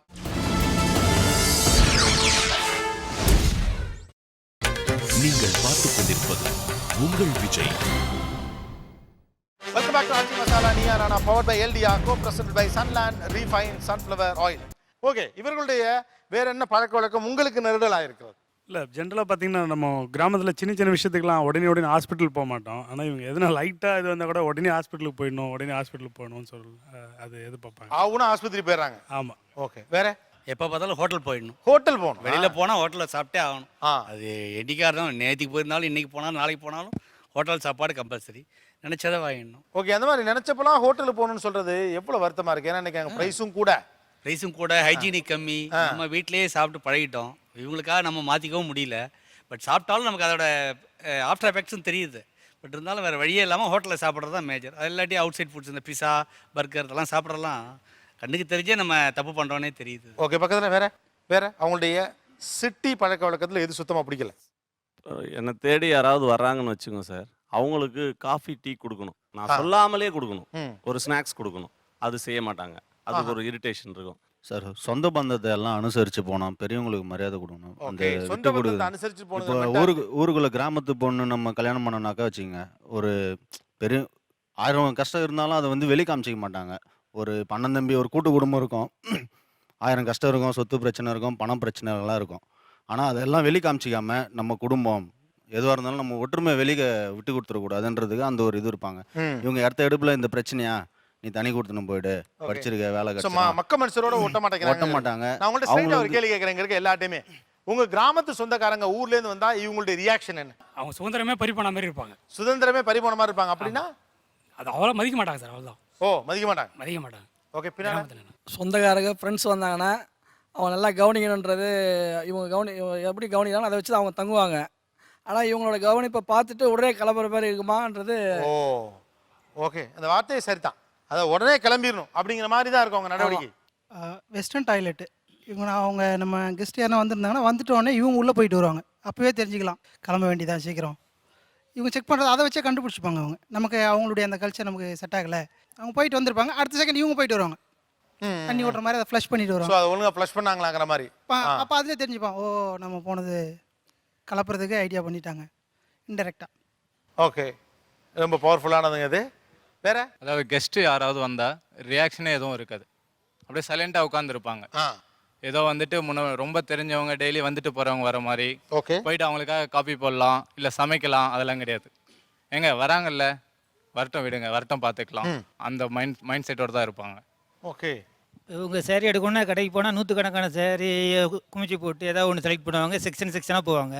இப்போ எங்கள் அக்காவுக்கு ஊரில் உள்ள அக்காவுக்கு வந்து எடுத்து கொடுக்கணும், ட்ரெஸ் எடுக்க போனோம்னா ஒரு சேரீ 2 சேரீ எடுத்து பார்த்துட்டோன்னே இது உங்கள் அக்கா நல்லா இருக்கும், இந்த கலர் சூட்டாக இருக்கும், இந்த விலையை சரியாக இருக்கும், இதை எடுத்துகிட்டு போய் கொடுங்க அப்படின்னு சொல்லி அந்த இதில் ஏதோ ஒன்று எடுத்து கொடுத்துறது. ஓகே, இதெல்லாம் அவங்க சிட்டி பேக்ரவுண்ட்லேருந்து வந்ததுனால அவங்களுக்கு செட் ஆகலைங்கிறாங்க. ஆனால் பேரலா இவர்கள் எந்த வேற கிராமத்து வேர்னு அவங்க உடும்புப்படியா படிச்சுட்டு இருக்க எதை தூக்கி வீசன்னு நினைக்கிறீங்க? கூச்சத்தன்மை. கூச்சம் எதுக்கு எடுத்தாலும் கூச்சம். இப்போ பாப்பாவோட ஆனுவல் டேலே வந்து எல்லாரோட அப்பாங்களும் வந்து பார்ட்டிசிபேட் பண்ண வராங்க. இவர் மட்டும் நான் வரல அப்படின்னு பின்னாடி நிற்கிறாரு. ஒன்னே எனக்கு தூண்டுதல் விற்கிறாங்களோ இல்லையோ, பக்கத்தில் இருக்க பேரண்ட்ஸ் என்னங்க உங்க வீட்டுக்கார் வரவே மாட்டேங்கிறாரு அப்படிங்கிறாங்க. அப்போ கொஞ்சம் ஷையாக தான் ஃபீல் பண்ணுறேன். அதனால அவர் கூச்சத்தன்மையை விடணும். கூச்சம். ஓகே சார், ஆண் குழந்தை இருக்கணுங்கிறது வந்து அவர்களுடைய ஒரு அழுத்தமான இது. கிராமத்தில் வந்து ஒரு ஆண் குழந்தை இருந்தால் தான் அது வந்து அவங்களோட சந்ததி விருத்தி ஆகுங்கிற மாதிரி. 2 பெண் குழந்தை பிறந்திருக்கு, 2 பேருமே நல்லா வளர்த்துருக்கோம், பண்ணியிருக்கோம். இருந்தால் கூட இன்னமும் ஒரு ஆண் குழந்தை இருக்கிற மாதிரி இது வராது. அது ஏன்னா இவங்க வந்து கிராமத்தில் வந்து ஆண் குழந்தை இருந்தால் தான் இவங்க வம்சம் விருத்தி ஆகுங்கிறத காலங்காலமாக சொல்லி பழக்கத்துக்கு வாரிசு. ஓகே, அதை விடணும். வேற சார், திருப்பி கிராமத்துக்கே போகணுன்றாங்க. பிள்ளைங்களெல்லாம் செட்டில்மெண்ட் பண்ணிட்டு திருப்பி கிராமத்துல தான் போய் செட்டில் ஆகணும் அப்படின்ற ஒரு பெரிய இது மனசுல வச்சிருக்காங்க. திரும்ப போய் கிராமத்துல செட்டில் ஆகி கிராமத்துல ஒரு வாழ்க்கையை தொடங்குறதுங்கிறது உங்களுக்கு எவ்வளவு பயமா இருக்கு இப்ப கேட்கல? இல்ல சார், பிள்ளைங்களெல்லாம் விட்டுட்டு இவ்வளோ இதுவா இருந்துட்டு கடைசியில் எப்படி சார் அவங்களோட போய் எப்படி செட்டில் பண்ண முடியும்? ரிலாக்ஸ்டா போய் அங்க இருக்கலாமே, ஏன் முடியாது? பிள்ளைங்களோட இருக்கணும், பிள்ளைங்கள்லாம் இவ்வளோ கொஞ்சம் ஹையர் ஸ்டடீஸ் பண்ணும்போது அதுங்க வாழ்றதை பார்க்கணும் அப்படிலாம் ஆசைகள் இருக்கும்ல. அப்புறம் இன்னொன்று வந்து இப்போ என் பையனுக்குனா ஒன்று பார்ப்பாங்க, பொண்ணுக்குனா ஒன்று பண்ணுவாங்க. பையன் வந்து படிக்கணும்னா ரைட் ஓகே, எம்பிபிஎஸ் படிக்கிறானா எவ்வளோ நாளும் செலவு பண்ணுறதுக்கு ரெடி. பொண்ணுக்கு வந்து என்ன சொல்லுவாங்கன்னா ஏதாவது ஆர்ட்ஸ் காலேஜ் 2 படிப்பு எதுனாலும் படிக்கலாம், படிப்புக்காக நான் சொல்ல வரல. ஆனால் பொண்ணுக்குனா செலவு கம்மியாக செலவு பண்ணணும். உங்களை பொறுத்த வரைக்கும் ஆண் பிள்ளை பெண் பிள்ளை 2 ஈக்குவலா தான் சார். 2 பிள்ளைங்களும் ஈக்குவலாக தான் இந்த இடம் வித்துனா கூட 2 பிள்ளைங்களும் ஈக்குவலாக தான் கொண்டு வரணும்னு நினைப்பேன் நான். ஆனால் அவங்களுக்கு அந்த எண்ணங்கள் இருக்காது. அந்த பொண்ணுக்கு பண்ணுற செலவை வந்து கல்யாணம் பண்ணிடலாம் அப்படின்னு நினைப்பாங்க. நகை நட்டு வாங்கிடலாம், கல்யாணத்துக்கு சேர்த்து வச்சிடலாம், எதுக்கு செலவு பண்ணிட்டு திருப்பி கல்யாணத்துக்கு வர ரொம்ப ரகசியமாக ரொம்ப என்னை பிரெயின் வாஷ் பண்ணுவாங்க. சார், கோவிலுக்கு போனால் வருஷத்தில் ஒரு வாட்டி கோவிலுக்கு போய் ஆடு கடா வெட்டி சாமி கும்பிடுவாங்களே சார், அது எப்பயும் வருஷம் 2 கடா வெட்டி தான் கும்பிடணும் அப்படின்வாங்க. எனக்கு அது விருப்பமில்லை. சாமி கும்பிட்டா ஓகே, மற்றது எல்லாம் செஞ்சால் ஓகே, அது என்ன அந்த ஆடை வெட்டி தான் பண்ணணும், அதுவும் 2 தான் பண்ணணுன்ற மாதிரி ஒரு பழக்கம். என்ன உங்களுக்கு என்ன பிரச்சனை? பாரம்பரியமாக தமிழர்களுடைய பண்பாட்டில் அந்த கிடா வெட்டி கொண்டாடுறதும் ஒரு வாழ்க்கை முறை தான், ரைட்டா? அது ஏன் சார் அப்படி பண்ணணும்ன்றது? ஏன் அப்படி பண்ணக்கூடாது? இல்ல நீங்க நான்வெஜ்ல யாருமே சாப்பிடுறது இல்லையா? சாப்பிடுவோம் சார். என்னமா சாப்பிடுவோம் சார். அப்புறம் என்ன? அது டைரக்டா பார்க்கும்போது எப்படி சார்? எனக்கு புரியவே இல்லை. இது எப்படி இருக்குன்னா, எவனாவது கொன்னு எவனாவது பேக் பண்ணி கொடுத்தா நான் திங்கிறேன், பாவம் மட்டும் நான் பண்ண. இது என்ன லாஜிக்? இது ஒரு மாடர்ன் தாட்டா என்ன? அதாவது இதெல்லாமே சமீப காலமாக அந்த மொட்டை அடிக்கிறது, கோயிலில் வச்சு காது குத்துறது, தாய்மாமா வீட்டுக்கு சொல்றது, இதெல்லாம் நகரத்தில் கிண்டலாவே பேச ஆரம்பிச்சிடுறேன். ஏன்னா இங்கே வேலையின் மூலம் கிடைக்கக்கூடிய சம்பளமே நம்மளை காப்பாற்றிடும்னு சிட்டி நமக்கு சொல்லி கொடுத்ததுனால சம்பாரிச்சு தராத அல்லது ஏதாவது நல்லது கெட்டதுக்கு வரப்போகாத உறவுக்காரன் நமக்கு வேணாங்கிற ஒரு மனநிலை இது. அதனால நீங்கள் மொட்டை அடிக்கிறத ஒத்துக்கிறது இல்லை, பின்னால் அவன் ஸ்டட்டு போட்டால் ஒத்துக்கிறீங்க, தோடு தான் உங்களுக்கு பிடிக்காது. லாஜிக் இதுதான். ஒரு நம்மளுடைய பாரம்பரியத்தில் கோயிலில் கடை அடித்து பொங்க வச்சு அப்படி உறவுக்காரங்கள் சந்திக்கிறதுக்கு சாப்பாடு படையல்னு ஏதோ ஒன்று இருக்குது இல்லையா? அது ஒரு கொண்டாட்டம் தானே. அதே நோ சொல்கிறீங்க நீங்கள். இந்த மனநிலையே தவறு. ஜீவகாருண்யத்தையும் இதை நீங்கள் இணைக்கிறதுக்கு பின்னால் ஒரு பொய்த்தன்மை இருக்கு. இதுதான் யதார்த்தம். ஜீவகாருண்யத்தை இதை நீங்கள் இணைக்கிறதுக்கு பின்னால் ஒரு பொய்த்தன்மை இருக்கு. ஏன் சார் அப்படி சாமி கும்பிடணும்னு கேட்குறேன். நார்மலாக சாமி கும்பிட்டாலே கும்பிடலாம்ல, ஏன் அந்த மாதிரி? ஒரு ஃபண்டமெண்டல் எனக்கு ஒரு விஷயம் புரியல. திடீர்னு இந்த கேள்வி எங்கேருந்து எந்த ஞான விதத்துலேருந்து நீங்கள் கேட்குறீங்க?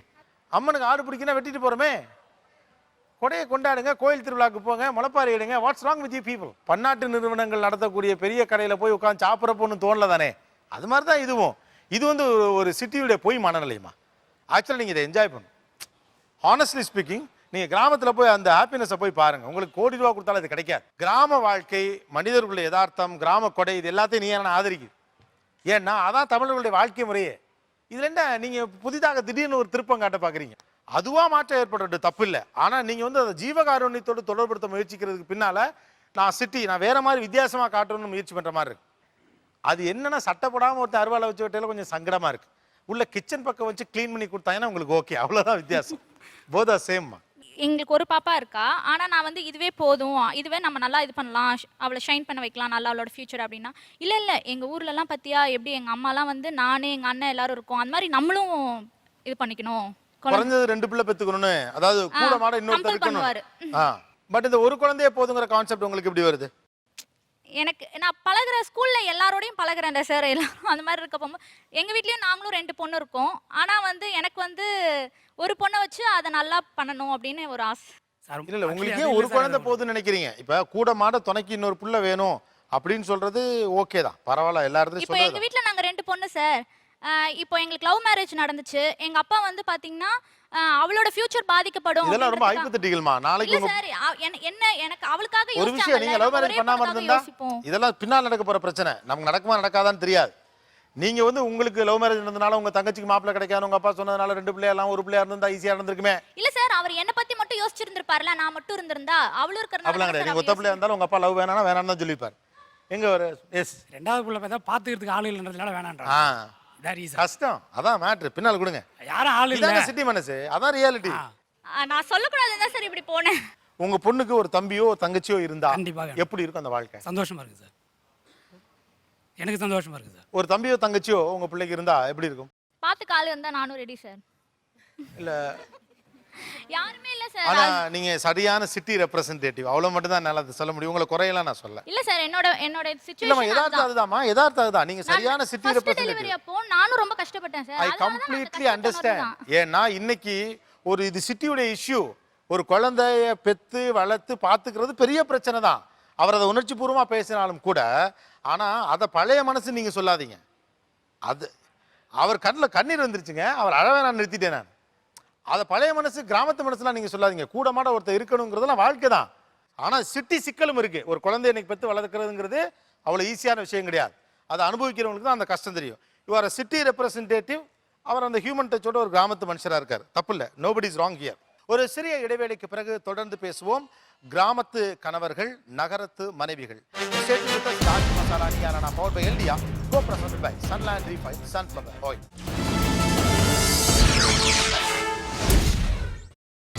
நீங்கள் பார்த்துக் கொண்டிருப்பது உங்கள் Vijay. Welcome back to Aachi masala Neeya Naana power by எல்டியா, co-presented by Sunland Refined Sunflower Oil. ரொம்ப வித்தியாசமான ஒரு இன்ட்ரெஸ்டிங்கான ஷோ இது. கணவன்மார்கள் எல்லாம் கிராமத்து பின்னணியிலேருந்து வந்தவங்க, மனைவிமார்கள் எல்லாம் நகரத்திலே வளர்ந்தவங்க. இந்த நகரம் என்கிற காரணத்தினாலே இவர்கள் செய்யக்கூடிய பல பழக்க வழக்கங்கள் இங்கே இருக்கக்கூடிய ஆண்களுக்கு, கணவன்மார்களுக்கு பிடிக்கல. அதே மாதிரி எங்களுடைய விழுதுகள், எங்களுடைய பண்பாடு அப்படிங்கிற பேரில் இவங்க வச்சிருக்கக்கூடிய சில ரிஜிடான விஷயங்களை நகரத்தை சேர்ந்த பெண்கள், மனைவிமார்கள் ரசிக்கவில்லை. தொடர்ந்து பேசுவோம். இப்போ என்னோட கூட வேலை பார்க்குறவங்களாம் ஃபங்க்ஷன் இருக்கும். அவங்க ஹஸ்பண்ட் அண்ட் ஒய்ஃபை ரெப்ரசென்ட் பண்ணுவாங்க வந்து ஃபங்க்ஷனை. ஜாலியாக பேசுவாங்க, எங்கள் கூடலாம் வருவாங்க போவாங்க. ஆனால் என் ஹஸ்பண்ட் வந்து என் கூட ஒர்க் பண்ணுறவங்க ஃபங்க்ஷனுக்கு ஒரு ஃபங்க்ஷனுக்கும் வரமாட்டார். என் கூட வந்து அது மாதிரி இருந்தாலும் ஜாலியாக பேச மாட்டாங்க. ஏன் இந்த ஃபங்க்ஷன் போக மாட்டேங்கிறீங்க? ரொம்ப அவங்க கூட வர்ற எல்லாம் டீச்சர்ஸாக வருவாங்க, அதனால் அப்படி யோசிச்சுட்டு வர்றது. ஏன் அதில் என்ன தடை இருக்குது? என்ன மனத்தடை இருக்குது? நீங்கள் என்ன செய்கிறீங்க? நான் ஒரு ஸ்டாண்டு கம்பெனியில் ஒர்க் பண்ணுறேன். டிவி எல்சிடி ஸ்டாண்டு கம்பெனியில் ஒர்க் பண்ணுறேன். அது உங்களுக்குன்னு ஒரு மாதிரி அவங்கெல்லாம் படித்தவங்க, டீச்சருங்க, நம்ம அங்கே போய் நின்றுக்கிட்டு அப்படின்னு ஒரு மாதிரி அன்கம்ஃபர்டபுளாக இருக்கா? இல்லை, அப்படி நிறைய பேர் வேறு ப்ரொஃபஷனில் இருக்கிறவங்களும் இருக்காங்க, வந்து பேசுவாங்க. அவங்களோட ஹஸ்பண்ட்ஸ்லாம் வந்து என்கிட்ட நல்லா பேசுவாங்க. ஒரு கெட் டுகெதர்னும் போது நல்லா இருக்கும். ஆனால் வந்து இது ஒரு குறையா நீங்கள் பார்க்க முடியாது நான் நினைக்கிறேன். தெரில, இன்னும் சொல்லப்போனால் அவருக்கு அந்த கம்ஃபர்ட்டை கிரியேட் பண்ணி கொடுக்க வேண்டியது உங்கள் பொறுப்பு தான். ரைட்டு தானே? இப்போ ஒரு மாமனார் வீட்டில் வந்து ஒரு மருமகன் தங்குறதே கூட அவங்க எவ்வளோ கம்ஃபர்ட் கொடுக்குறாங்கிற பொறுத்து தானே இருக்குது. அது மாதிரி தான் இது. அந்த சூழ்நிலைக்குள்ள அவரை உள்ள கொண்டு வந்து அந்த சூழ்நிலை அவருக்கு சாதகமானதாக மாத்திரம் மேபி மை கம். அவங்க இன்னும் அது ஷையாக ஃபீல் பண்ணுறாங்க. அதை தான் நான் வேணான்றேன். ஏன்னா என் ஃப்ரெண்ட்ஸ் எல்லாருமே வந்து அவங்கள பார்க்கணும். நான் வந்து அவங்கள வந்து உயர்வாக தான் எல்லாருக்கிட்டையுமே சொல்கிறேன். ஏன்னா எங்கள் அப்பா வந்து என்னை படிக்க வைக்கல. அவங்க தான் மேரேஜ்க்கு அப்புறம் என்னை படிக்க வச்சு இன்றைக்கி ஒரு MA BEdன்னு நான் வந்து இருக்கிறேன்னா அதுக்கு காரணம் அவர் தான். எங்கள் அப்பா ஆசைப்படலை. ஆனால் நான் வந்து அவரை வந்து எல்லார் முன்னாலே ரெப்ரசன்ட் பண்ணணும்னு நான் நினைக்கிறேன். ஆனால் அவர் வந்து அதை ஷையாக ஃபீல் பண்ணுறாரு. அதை தான் அவர் விடணும்னு நான் நினைக்கிறேன். இன்னைக்கு கூட்டிகிட்டு வந்ததே அதுக்கு தான். ஆக்சுவலாக பார்த்தா நீங்கள் தான் சார் ரொம்ப மாடர்னான ஆள். உண்மை, நீங்கள் தான் ரொம்ப மாடர்னான ஆள் இல்லையா? ஒரு பெண்ணை அவங்க விருப்பப்பட்டபடி படிக்க வச்சு ஆளாக்கணும்னு நினைக்கிறதே மாடர்னான மனசு தானே. நீங்கள் ஒன்று அவங்க ஆசைப்பட்டது படிக்க வச்சது எல்லாமே நீங்கள் என்ன செய்யணுமோ செஞ்சுக்காங்க அப்படின்னு. ஆனால் இந்த மாதிரி ஒரு பொது இடத்துக்கு போகிறதுக்கு கொஞ்சம் ஒரு மாதிரி கொஞ்சம் பழகிக்கங்க, அவ்வளோதான். இது ஒரு விஷயமா எனக்கு பண்ணல. அது கிராமத்துல வந்ததுனால அப்படியே கொஞ்சம் ஓகே, கொஞ்சம் ட்ரை பண்ணால் வந்துடலாம் நினைக்கிறேன். ஓகே, வேற என்ன வேறு எந்த விஷயத்த இவங்க விடணும் இந்த கிராமத்து விஷயம்னு? சார், பொங்கல், தீபாவளி இதுக்கெல்லாம் வந்து கண்டிப்பாக ஊருக்கு போகணுன்னு சொல்லுவாங்க. இங்கே செய்யலாம், சாமி கும்பிடலான்னா அதெல்லாம் வேணாம், கண்டிப்பாக அங்கே தான் போகணும். இங்கெல்லாம் பொங்கல்னால் ஒரு நாள் கும்பிட்டுட்டு விட்டுடுவோம். ஆனால் அங்கே அப்படி கிடையாது, 3 நாள் கும்பிடுவாங்க. இந்த பானைலாம் வச்சு கும்பிடுவாங்க. இதெல்லாம் நல்லா இருக்கும். நீ கும்பிட்றது சரி, ஓகே, இது நம்பிக்கை சார்ந்ததுமா. இது சரியா தப்பானே விவாதிக்க முடியாது. ஏன்னா வருஷத்தில் ஒரு தடவை பொங்கல் கிராமத்தில் கொண்டாடினா தான் என்ன. ஓகே, சாமி தவிர வேற அவங்க ஊருக்கு போனோம்னா இங்கே அவங்க ரிலேஷன்லேயே வந்து யாருக்குன்னா அடிபட்டுடுச்சோ இல்லை உடம்பு சரியில்லையோ அவங்கள போய் விசாரிங்கன்னா அவங்க விசாரிக்க மாட்டாங்க. என்னை கூட்டிகிட்டு போவார் விசாரிக்கிறதுக்கு, அவங்க சொந்தக்காரங்களை விசாரிக்கிறதுக்கு கூட. வெக்கம் அவ்வளோ, அவங்கக்கிட்ட என்ன பேசுறது அப்படின்னுட்டு. இப்போ அவங்க பாட்டிக்கோ யாருக்கோ உடம்பு சரியில்லைன்னா நீ வாவுமா போய் பேசிட்டு வரலாம் அப்படின்னு சொல்லி கூட்டிகிட்டு போவாங்க.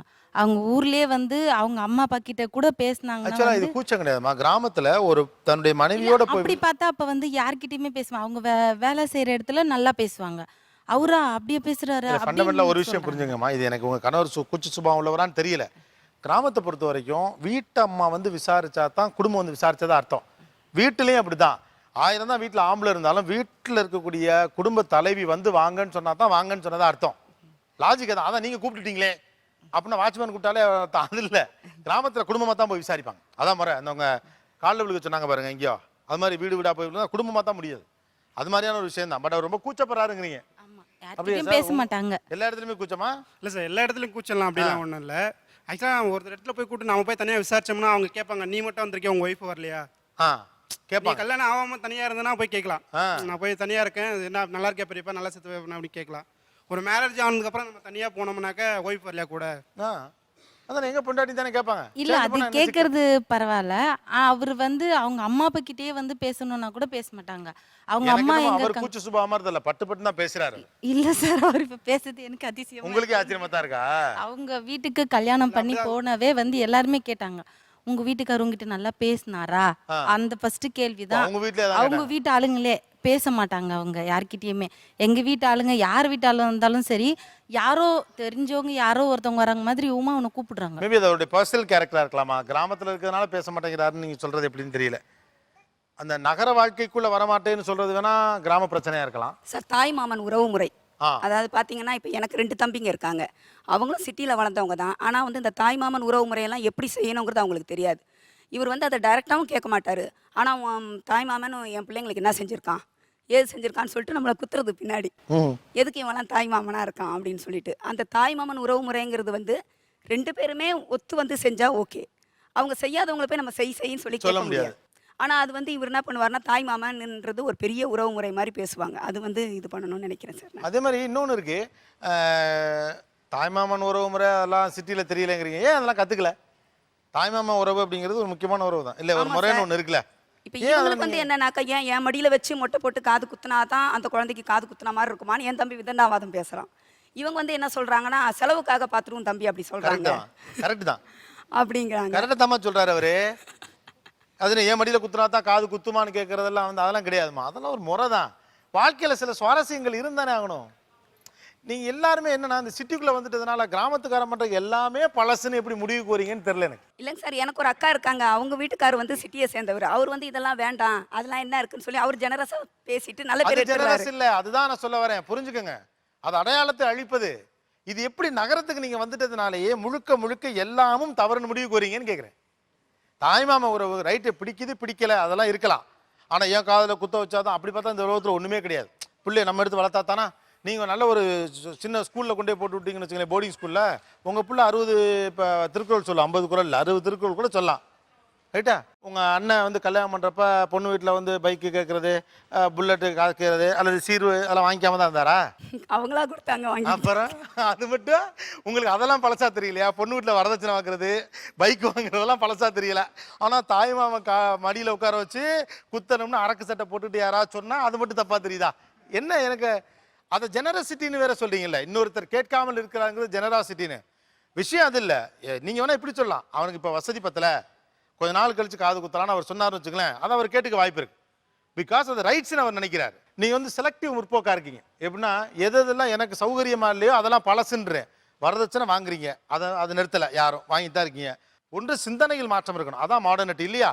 சௌகரியத்துக்காக மாறுறது எப்படி? உங்கள் வீட்டில் இருக்கக்கூடிய ஃப்ளாட்டுக்கு கீழே ஒரு படிக்கு கீழே கேப்புக்குள்ளே சரஸ்வதி போட்டோ வச்சு நீங்கள் ஓரமாக சுண்டல் வச்சு கும்பிட்றதுக்கு பேர் ஸ்டைலு. ஊர் பக்கம் பொங்கல் அன்னைக்கு போய் 3 நாள் பொங்கல் விட்டா உங்களுக்கு பழசா தெரியுதா? என்ன லாஜிக்? லாஜிக்னா எல்லா பக்கமும் லாஜிக்காக இருக்கணும். அது இந்த பக்கம் இடிக்குது. நம்மகிட்ட ஒரு ஸ்பெஷல் கெஸ்ட் வந்திருக்காங்க, சைக்காலஜிஸ்ட் வாசுகி மதிவாணன் அவர்கள். Let's welcome ma'am. நீங்கள் சின்ஸ் யூ ஆர் சைக்காலஜிஸ்ட், என்கிட்ட ஒரு கேள்வி இருக்குது. 2 பக்கத்துலையும் ஒருத்தருடைய குணம் ஒருத்தருக்கு பிடிக்கல. ரீசன்னா உங்களுக்கு அதில் சம்மந்தமான அனுபவம் இல்லை. But there is something to learn from each side. ஒவ்வொருத்தருந்தும் ஏதோ ஒன்று கற்றுக்கிறதுக்குன்னு இருக்குது. உங்களுடைய பாயிண்ட் ஆஃப் வியூவில் உங்களுடைய சொந்த அனுபவத்திலேருந்தே கிராமத்து மனிதர்களிடமிருந்து நீங்கள் கற்றுக்கொண்ட விஷயமாக என்ன பார்க்குறீங்க? அதே மாதிரி இவங்கள்ட்ட கற்றுக்கிட்ட பெஸ்ட் திங் அப்படின்னு எதை சொல்லுவீங்க? ஒரு முக்கியமான விஷயம் கிராமத்துலேருந்து கற்றுக்கிட்டதுன்னா அந்த யூனிட்டி அந்த ஒன்றா இருக்கிறது அப்படிங்கிறது. அதுக்கு வந்து உறவுகளுக்கு வந்து ரொம்ப முக்கியத்துவம் கொடுக்குறாங்க. சிட்டியில் வளர்ந்த பெண்கள்கிட்ட வந்து ரொம்ப முக்கியமான விஷயம் வந்து அவங்களோட செல்ஃப் கான்ஃபிடென்ஸ். ஓரளவுக்கு வந்து சேலஞ்சஸை வந்து ஃபேஸ் பண்ணிப்பாங்க. உடனே வந்து உடஞ்சி போக மாட்டாங்க. அப்படியே உடஞ்சி போனால் கூட அந்த பவுன்ஸ் பேக் அப்படின்னு சொல்லுவாங்க, அந்த ரெசிலியன்ஸ், திரும்ப வந்து அந்த பழைய நிலைக்கே வர்ற அந்த ஒரு கெப்பாசிட்டி வந்து அவங்கக்கிட்ட நிறைய இருக்குது. ஸோ இதில் வந்து பெங்களூர்லேருந்து வந்தவங்க சென்னைக்கு வந்தாங்கன்னா இதெல்லாம் ஒன்றுமே இல்லை, நோ எக்ஸைட்மெண்ட் அப்படின்னு சொல்லுவாங்க. மும்பையிலேருந்து வந்தவங்களுக்கு வந்து சென்னையில் வந்து ஒன்றுமே இன்ட்ரெஸ்டிங்காக இல்லாத மாதிரியா இருக்கலாம். ஸோ மும்பையில் இருக்கிறவங்களுக்கும் பெங்களூரில் இருக்கிறவங்களுக்கும் வந்து சென்னை வந்து ஒரு கிராமம். ஸோ இது எல்லாமே வந்து நம்ம சென்னையில் இருக்கிறதுனால வந்து ஃபுல்லாக வந்து ஒரு மாடர்னைஸ்டாக இருக்கும் அப்படிங்கிறது இல்லை. நம்ம வளர்ந்த சூழ்நிலை, நம்மளோட மன ஆட்டிடியூட் எப்படி இருக்குது, நம்மளோட பெர்செப்ஷன் எப்படி இருக்குது, ஒரு விஷயத்தை எப்படி பார்க்குறோம் அப்படின்ற இப்போ இந்த பழக்க வழக்கங்களை பற்றி பேசுகிறீங்க இல்லையா, இந்த பழக்க வழக்கங்களை எதுக்காக உண்டாக்கி நாங்கள் ஒரு உறவுகளை வந்து ஸ்டெபிளைஸ் பண்ணணுன்றதுக்காக. எப்போவுமே நீங்கள் வேலைன்னு இருந்தீங்கன்னா இன்றைக்கி தான் நீங்கள் வந்து we are talking about quality time. அந்த குவாலிட்டி டைம் வந்து குழந்தைங்களோட மட்டும் இல்லை, உங்களோட சொந்தக்காரங்களோட எப்போ தான் ஸ்பெண்ட் பண்ண போகிறீங்க? என்னுடைய சிட்டி மனைவியிடமிருந்து நான் கற்றுக்கொண்ட அல்லது பார்த்த அற்புதமான விஷயம் இது அப்படின்னு எதை சொல்லுவீங்க? நான் பார்த்தது பேரண்டிங். மிக அற்புதமானது. அதாவது என்னால் பண்ணியிருக்க முடியாது. கிராமத்துலேருந்து ஒரு பொண்ணை கட்டிட்டு வந்ததுன்னா என் குழந்தைங்க இப்படி வளர்ந்துருக்குமா அப்படிங்கிறது ஆச்சரியமான விஷயம். Okay, super. ஒன்று வேற, அவங்க வந்து சிட்டிலேருந்து ஒரு கார்ப்பரேட்டில் அவங்களும் ஒர்க் பண்ணதுனால ஸோ ஆஃபீஸில் நான் என்னென்ன டெய்லி என்னென்ன பண்ணுறேன் அதை ஷேர் பண்ணிக்கிறது எனக்கு ரொம்ப நல்லாயிருக்கும். ஸோ கஷ்டமாக இருந்தாலும் சரி, ப்ளஸ்ஸாக இருந்தாலும் சரி, இல்லை இன்றைக்கி இந்த எக்ஸ்பீரியன்ஸ் நடந்தது, இப்படி நடந்தது. ஸோ அவங்களோட தாட்ஸ் அவங்க சொல்லுவாங்க, இல்லை நீங்கள் இப்படி பண்ணியிருக்கலாம், இல்லை இப்படி பண்ணுங்கள், இன்னும் இப்படி பண்ணலாம். ஸோ அந்த தாட்ஸ் ஷேர் பண்ணிக்கிறது ரொம்ப ப்ளஸ். ஓகே, வேறு 15 இயர்ஸாக மெடிக்கல் ஷாப் அவங்க வந்து அட்மினிஸ்ட்ரேஷன் பவர் அவங்ககிட்ட இருக்குது. 15 வருஷமாக நான் மெடிக்கல் ஷாப் அம்பத்தூரில் வச்சுருக்கேன். அவங்க தான் அட்மின். எல்லாமே அவங்க வந்தப்போ தான் ஸ்டேட்டஸ் லெவல் எல்லாமே எவ்ரி திங் நிர்வாகத்திறமை ரொம்ப நம்பர் 1 இருக்காங்க. ஸோ அவங்ககிட்ட நிறைய கற்றுக்கொண்டு. குட். வேறு கம்யூனிட்டி பற்றிலாம் பேச மாட்டாங்க. ஓகே. ஜாதி பற்றி பேச மாட்டாங்க. அந்த ஒரு விஷயம் எனக்கு ரொம்ப பிடிக்கும். Okay, good. அவங்க என்ன ஒரு ஒர்க் பண்ணாலும் it should be neat and clean. From the beginning ஸ்டார்டிங்லேருந்து எண்டு வரைக்கும் அவங்க பண்ண ஒரு விஷயத்தை கரெக்டாக பண்ணி முடிப்பாங்க. அது அவங்ககிட்டருந்து பார்த்துட்டேன். அது இல்லாமல் அவங்க வந்து பார்த்துட்டிங்கன்னா, நான் ஸ்டார்டிங் என்னுடைய கேரியர்லேருந்து இப்போ நான் இந்தளவுக்கு ஓரளவுக்கு ஸ்டேஜ் வந்திருக்கேன்னா ஃபுல்லாகவே அவங்க சொல்லிக் கொடுத்தது தான்.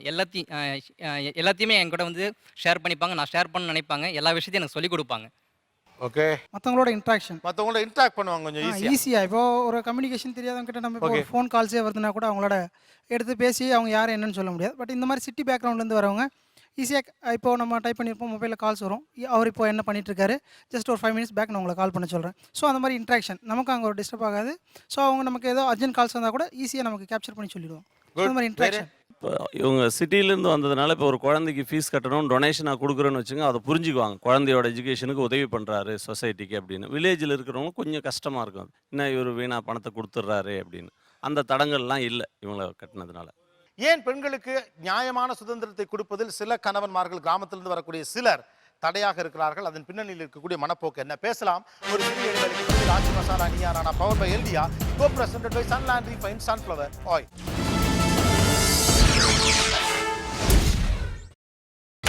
நீங்கள் பார்த்துக் கொண்டிருப்பது உங்கள் Vijay. Welcome back to Aachi masala Neeya Naana power by எல்டியா, co presented by Sunland refined sunflower oil. நகரத்திலிருந்து கிராமத்திற்கு போன அல்லது நகரத்திலிருந்து கிராமத்து மாப்பிள்ளையை கல்யாணம் பண்ணிட்ட பெண்களில் நிறைய பேர் சொல்லக்கூடிய முக்கியமான விஷயம், ஆண்கள் நான் எக்ஸ்பிரசிவாக இருக்காங்க. கிராமத்து ஆண்கள் குறிப்பாக காதல் என்று வருகிற போது ரொம்ப நளினமான சுவையாக வெளிப்படுத்த வேண்டிய காதல் உணர்வுகளை அவங்க வெளிப்படுத்துறதே கிடையாது. ரொம்ப ஒரு கட்டு செட்டாக இருக்கிறாங்க. கட்டுப்பாடுங்கிற பேரில் தங்களுடைய அன்பை கூட மறைக்கிறார்கள்னு சொல்கிறாங்க. ஆண்கள் என்ன சொல்லுவார்கள்? கிராமத்து ஆண்கள் பேசலாம். I am blessed because I married a guy from a village அப்படின்னு ஏன் நினைக்கிறீங்க? சார் அவங்களுடைய மனோதிடம் சார், மன வலிமையாக இருப்பாங்க. மன வலிமையாக இருப்பாங்க.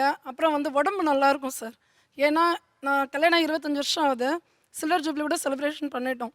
இது நாள் வரைக்கும் சார் உண்மையிலே ஒரு ஜுரம் கூட வந்ததில்லை சார். ஒல்லியாக இருக்காங்க, ஆனால் ஒரு ஜுரம் கூட வந்ததில்லை சார். அது என் பிள்ளைங்களை அப்படி வளர்க்க முடியல, ஆனால் கிராமத்தில் அவங்க அப்படி வளர்த்துருக்குறாங்க. ஒன்று. 2வது மனோதிடம். 3வது வந்து சார் நல்ல அனுசரிப்பாக இருப்பாங்க. எவ்வளோ பிடிவாதமாக இருந்தால் கூட கொஞ்சம் விட்டு கொடுக்குற தன்மை இருக்கும். உறவுகளை பிரித்து பார்க்க மாட்டாங்க. அம்மா வீட்டில் ஏதாவது ஒரு ஃபங்க்ஷன்னா கூட வந்து இவங்க இறங்கி வேலை செய்வாங்க. நம்ம சொந்தக்காரங்க எல்லாரையும் ஒன்றா நினைப்பாங்க, பிரித்து பார்க்க மாட்டாங்க.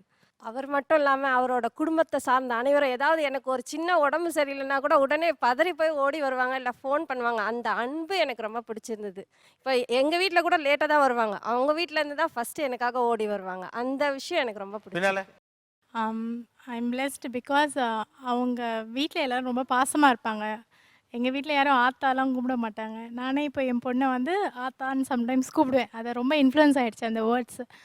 அப்புறம் தமிழ் ரொம்ப தூய்மையாக பேசுகிற மாதிரி இருக்கும். எனக்கு ஃபஸ்ட் எடுத்தோன்னே அவங்க வீட்டுக்கு போனப்போ வெஞ்சனம் சொன்னாங்க. எனக்கு வெஞ்சனம்னா வெஞ்சன்ஸ் அந்த மாதிரி தான் தாட் வந்துச்சு. அது வெஞ்சனம்னா தொட்டுக்க சைட் டிஷ் அப்படின்றதே லேட்டராக தான் கொஞ்சம் கொஞ்சமாக நானும் இப்போது வெஞ்சனம் அப்படி சொல்கிறேன். சொலகு இந்த மாதிரி தமிழ் வந்து நல்லா பேசுவாங்க.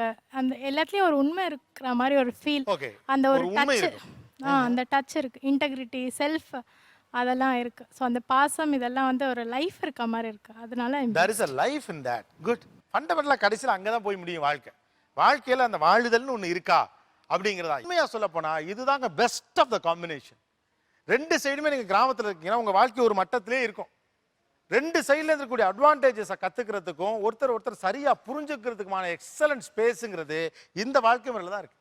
ஆக்சுவலாக இந்த ஷோவினுடைய ஒரு அடிநாதமாக இருக்கக்கூடிய விஷயம், ஆனால் ரொம்ப நாசூக்காக சொல்ல வேண்டிய விஷயம், அது சரியான நேரத்தில் ரொம்ப நாசூக்காக டப்புன்னு போட்டு ஒருத்தவங்க உடைச்சாங்க. ஏன்னா அதுவும் இந்த விஷயம் இதுக்குள்ளே பேசப்பட வேண்டிய விஷயம்தான். அது என்ன அப்படின்னா ரொமான்ஸ். நகரத்தில் இருக்கக்கூடிய இந்த ஃபேண்டசியான அந்த ரொமான்ஸில் நிறைய விஷயம் செயற்கையானது இருந்தாலும் கூட ஆண்கள் கொஞ்சம் எக்ஸ்பிரசிவாக இருக்கணும் அப்படிங்கிற விஷயத்த, கொஞ்சம் பாலிஷ்டாக ரொமான்டிக்காக தான் இருக்கணும், லைஃப் அப்படி தான் கொஞ்சம் சுவாரஸ்யமாக இருக்கும் அப்படிங்கிற விஷயத்த வெளிப்படையாக சொன்னதற்கும் அது ரொம்ப அழகாக கம்யூனிகேட் பண்ணதுக்காகவும் உங்களுக்கு அந்த பரிசை கொடுக்கணும்னு நினைக்கிறவாங்க. அதாவது ரொமான்ஸ்ன்றது ரொம்ப சிக்கல் சார். ரொமான்டிக்கா இருக்கணும்னால என்னன்னு தெரியாது சார் சுத்தமாக அவருக்கு. ஒரு ரொமான்டிக்கா இப்போ சிட்டி பாய்ஸாக இருந்தால் எவ்வளோ ரொமான்டிக்கா ஒரு அவங்க ஃபியான்சியோட இருக்கிறது, வெளியில் கூட்டு போகிறது. இப்போவும் சரி, கல்யாணம் ஆன அப்புறம் கூட ஒரு ஒய்ஃபோட கல்யாணம் ஆகி 3.5 years தான் ஆகுது. ஸோ நல்லா ரொமான்டிக்காக இருக்கலாம் கொள்ளலாம். அதெல்லாம் அவருக்கு என்னன்னே தெரியாது சார். இதுதான் அவர்கிட்ட இருக்க பெரிய சிக்கல். இப்போ வரைக்கும் சண்டை வர்றதுன்னா அதில் தான் சார். ரொமான்டிக்காக என்ன பண்ணுவோம், ஒரு ஃபோட்டோக்கு ஒரு போஸ் கொடுக்குறதுனா கூட ஒரு ரொமான்டிக்காக கொடுப்போம். எப்பவும் போல் ஒரு 80-90 கொடுத்த மாதிரி இப்படி ஸ்ட்ரைட்டாக நின்றுக்கிட்டு அப்படியே கொடுக்கறது. இப்போ இது மாதிரி ஒரு ரொமான்டிக்காக பண்ணணும். ஏங்க யார் பார்த்தா என்ன, நம்ம இப்போ ஹஸ்பண்ட் அண்ட் ஒய்ஃபு ரொமான்டிக்காக எடுத்து வைப்போம், இது மாதிரி பண்ணுவோம் அப்படின்னு சொன்னால் அவருக்கு அது ரொம்ப சிக்கல். வாங்க மாப்பிள்ள சார், அக்மார் தமிழ் பையன் டோனட் ஹவுஸ் வழங்கும் கிஃப்ட் வவுச்சர். வாழ்த்துக்கள். தேங்க்யூ. தேங்க்ஸ் எல்லாம். முதல்ல நான் சொன்ன மாதிரி கிராம பின்புலத்திலிருந்து வந்தவர்களுடைய செயல்கள் எல்லாத்தையும் நம்ம தப்புன்னு பார்த்துட முடியல. அதே நேரத்தில் அவர்கள் வளர்ந்த விதத்தில் இருக்கக்கூடிய பல விஷயங்களை பிடிச்சிக்கிட்டே தொங்குறதுனால நிறைய இன்ஹிபிஷன்ஸ் இருக்குது. அதில் ஒன்று, ஒரு பெண் வேலைக்கு போவதன் மூலமாக 4 பேர் ஏதாவது முன்ன பின்ன சொல்லிடுவாங்கிற பயத்திலேயே ஒரு பெண்ணுடைய அறிவு முடக்கப்படுவது. 2வது, அந்த பெண் வழியாக அந்த வீட்டிற்கும் அந்த சமூகத்திற்கும் கிடைக்க வேண்டிய பொருளாதார சூழ்நிலைகளை தடுக்கிறது. இப்படியாக ஒரு மனநிலை. அவங்க விரும்பினாலும் அதை அடுத்தவங்களுக்காக செய்யாமல் இருக்கக்கூடிய மனநிலை இன்னமும் கூட பல இடங்களில் பரவலாக இருக்கிறத பார்க்க முடியுது. ஆனால் ஒரு படித்த பொண்ணை, நீ என்னை படித்த ஆளை வேலைக்கு அலோவ் பண்ணியிருந்தனா நம்முடைய குடும்பம் பொருளாதார ரீதியாக வளர்ந்துருக்கும், நம்ம எல்லாருமே சுபிட்சமாக இருந்திருக்கலாம் அப்படிங்கிற விஷயத்த அவருக்கு மட்டும் இல்லை எல்லாருக்குமே கம்யூனிகேட் பண்ணாங்க. அவங்க வாங்கம்மா, உங்களுக்கு தான் அந்த பரிசு கொடுக்க நினைக்கிறேன். நாம் வேலைக்கு போகலாம், நாளைக்கு ஃப்யூச்சரில் வந்து குழந்தை பிறந்தா அதுங்களுக்கு எதிர்காலம் இருக்குன்றதுக்காக வேலைக்கு போகணுன்னு சொன்னேன் சார். வேலைக்கு போகக்கூடாது, என்னோட வருமானத்தில் தான் நீ குடும்பம் பண்ணணும், எந்த காரணத்தை கூட நீ வேலைக்கு போகக்கூடாது அப்படின்னு சொல்லி என்னை கட்டுப்படுத்திட்டேன் சார். என்னோடய படிப்புக்கு அப்போ சார் 1982லேயே சுமித் கம்பெனியில் டைப்பிஸ்ட் போஸ்ட்டு 350 ரூபா சேலரி எனக்கு வந்தது சார். நான் எவ்வளவோ எடுத்து சொன்னேன் சார், நான் வேலைக்கு போகிறேன்ப்பா, போய் நான் சம்பாதிச்சாதான் நம்ம குழந்தைங்க நாளைக்கு வளர்ந்து அதனால என்ன ஆயிடுச்சு, என் குழந்தைங்களை நல்லா படிக்க வைக்க முடியல. Trichy London hardwares and plywood வழங்கும் ஒரு கலர் டிவி, இவங்களுக்கு தான் பிரைஸ் நீங்கள் கொடுக்குறீங்க. தேங்க்யூ. வாழ்த்துக்கள். 2 பெண் குழந்தையை வளர்த்துருக்குறாங்க, நல்ல பேரண்ட் 2 பேருமே. பட் அந்த ஒரு பக்கம் அப்பா தன்னுடைய கஷ்டங்களை பற்றி மட்டுமே சொல்லுகிற பட்சத்தில் ஒரு பிக்கர் கேன்வாஸில் உலகத்தை அந்த குழந்தைங்களுக்கு அறிமுகப்படுத்துறது ஒரு நவீன பெண்ணிடமிருந்து கற்றுக்கொள்ள வேண்டிய முக்கியமான விஷயம். வாங்க, உங்களுக்கு தான் அந்த பரிசு. அப்போ வந்து 1.5 வயசு குழந்தை எனக்கு இருந்தது. அது வந்து 2.5 வயசு வரைக்கும் பேசவே இல்லவா, அம்மானு கூட கூப்பிடலை. ஏன்னா நான் வேலைக்கு போயிட்டு வருவேன், க்ரீச்சில் விட்டுட்டு போவோம், அந்த மாதிரி இருக்கவும் டாக்டர்கிட்ட கூட்டிகிட்டு போனப்போ டாக்டர் என்ன சொன்னாங்கன்னா, குழந்தை வந்து அஃபெக்ஷனுக்கு இயங்குது, அதனால் அந்த குழந்தை வந்து அம்மா இதுவெல்லாம் வேணும்னு ஒரு எதிர்பார்க்கறதுனால அந்த குழந்தை பேச மாட்டேங்குது, இது வந்து டிஃப்ரெண்ட்டான டைப்பான குழந்தையா இருக்குன்னும் போது அவர் என்ன பண்ணிட்டார், உடனே டாக்டர் சொன்னாங்கங்கிறதுக்காக உடனே நீ வேலையை விட்டுரு அப்படின்ட்டார். ஸோ அன்னைக்கு நான் வேலையை விட்டுட்டு, சரி அவர் சொன்னதை நானும் கேட்டேன், வேலைக்கு விட்டுட்டு 2.5 வயசில் பேசாத என் பிள்ளைய 3 வயசு இருக்கும்போது திருப்பி டாக்டர்கிட்ட கூட்டிகிட்டு போகும்போது 50 திருக்குறள் சொன்னா சார். பாலும் தெளித்தேன்னு சொன்னேன். அதை மாதிரி ஸ்டேட் கேபிட்டல்ஸ் எல்லாத்தையும் வந்து நான் வந்து 6 மாதத்துக்குள்ளே ட்ரெயின் பண்ணேன். மங்கள் அண்ட் மங்கள் வழங்கும் கிஃப்ட் வவுச்சர் கொடுங்க சார். வாழ்த்துக்கள். Thanks lot. நிகழ்ச்சியில் கலந்து கொண்ட அனைவருக்கும் கோபிநாத்தின் நெஞ்சார்ந்த நன்றிகள். மீண்டும் இன்னொரு சந்தர்ப்பத்தில் பேசுவோம். இது ஆச்சி மசாலா நீயா நானா, பவர்ட் பை எல்டியா, co presented by Sunland refine sunflower oil. நன்றி, வணக்கம்.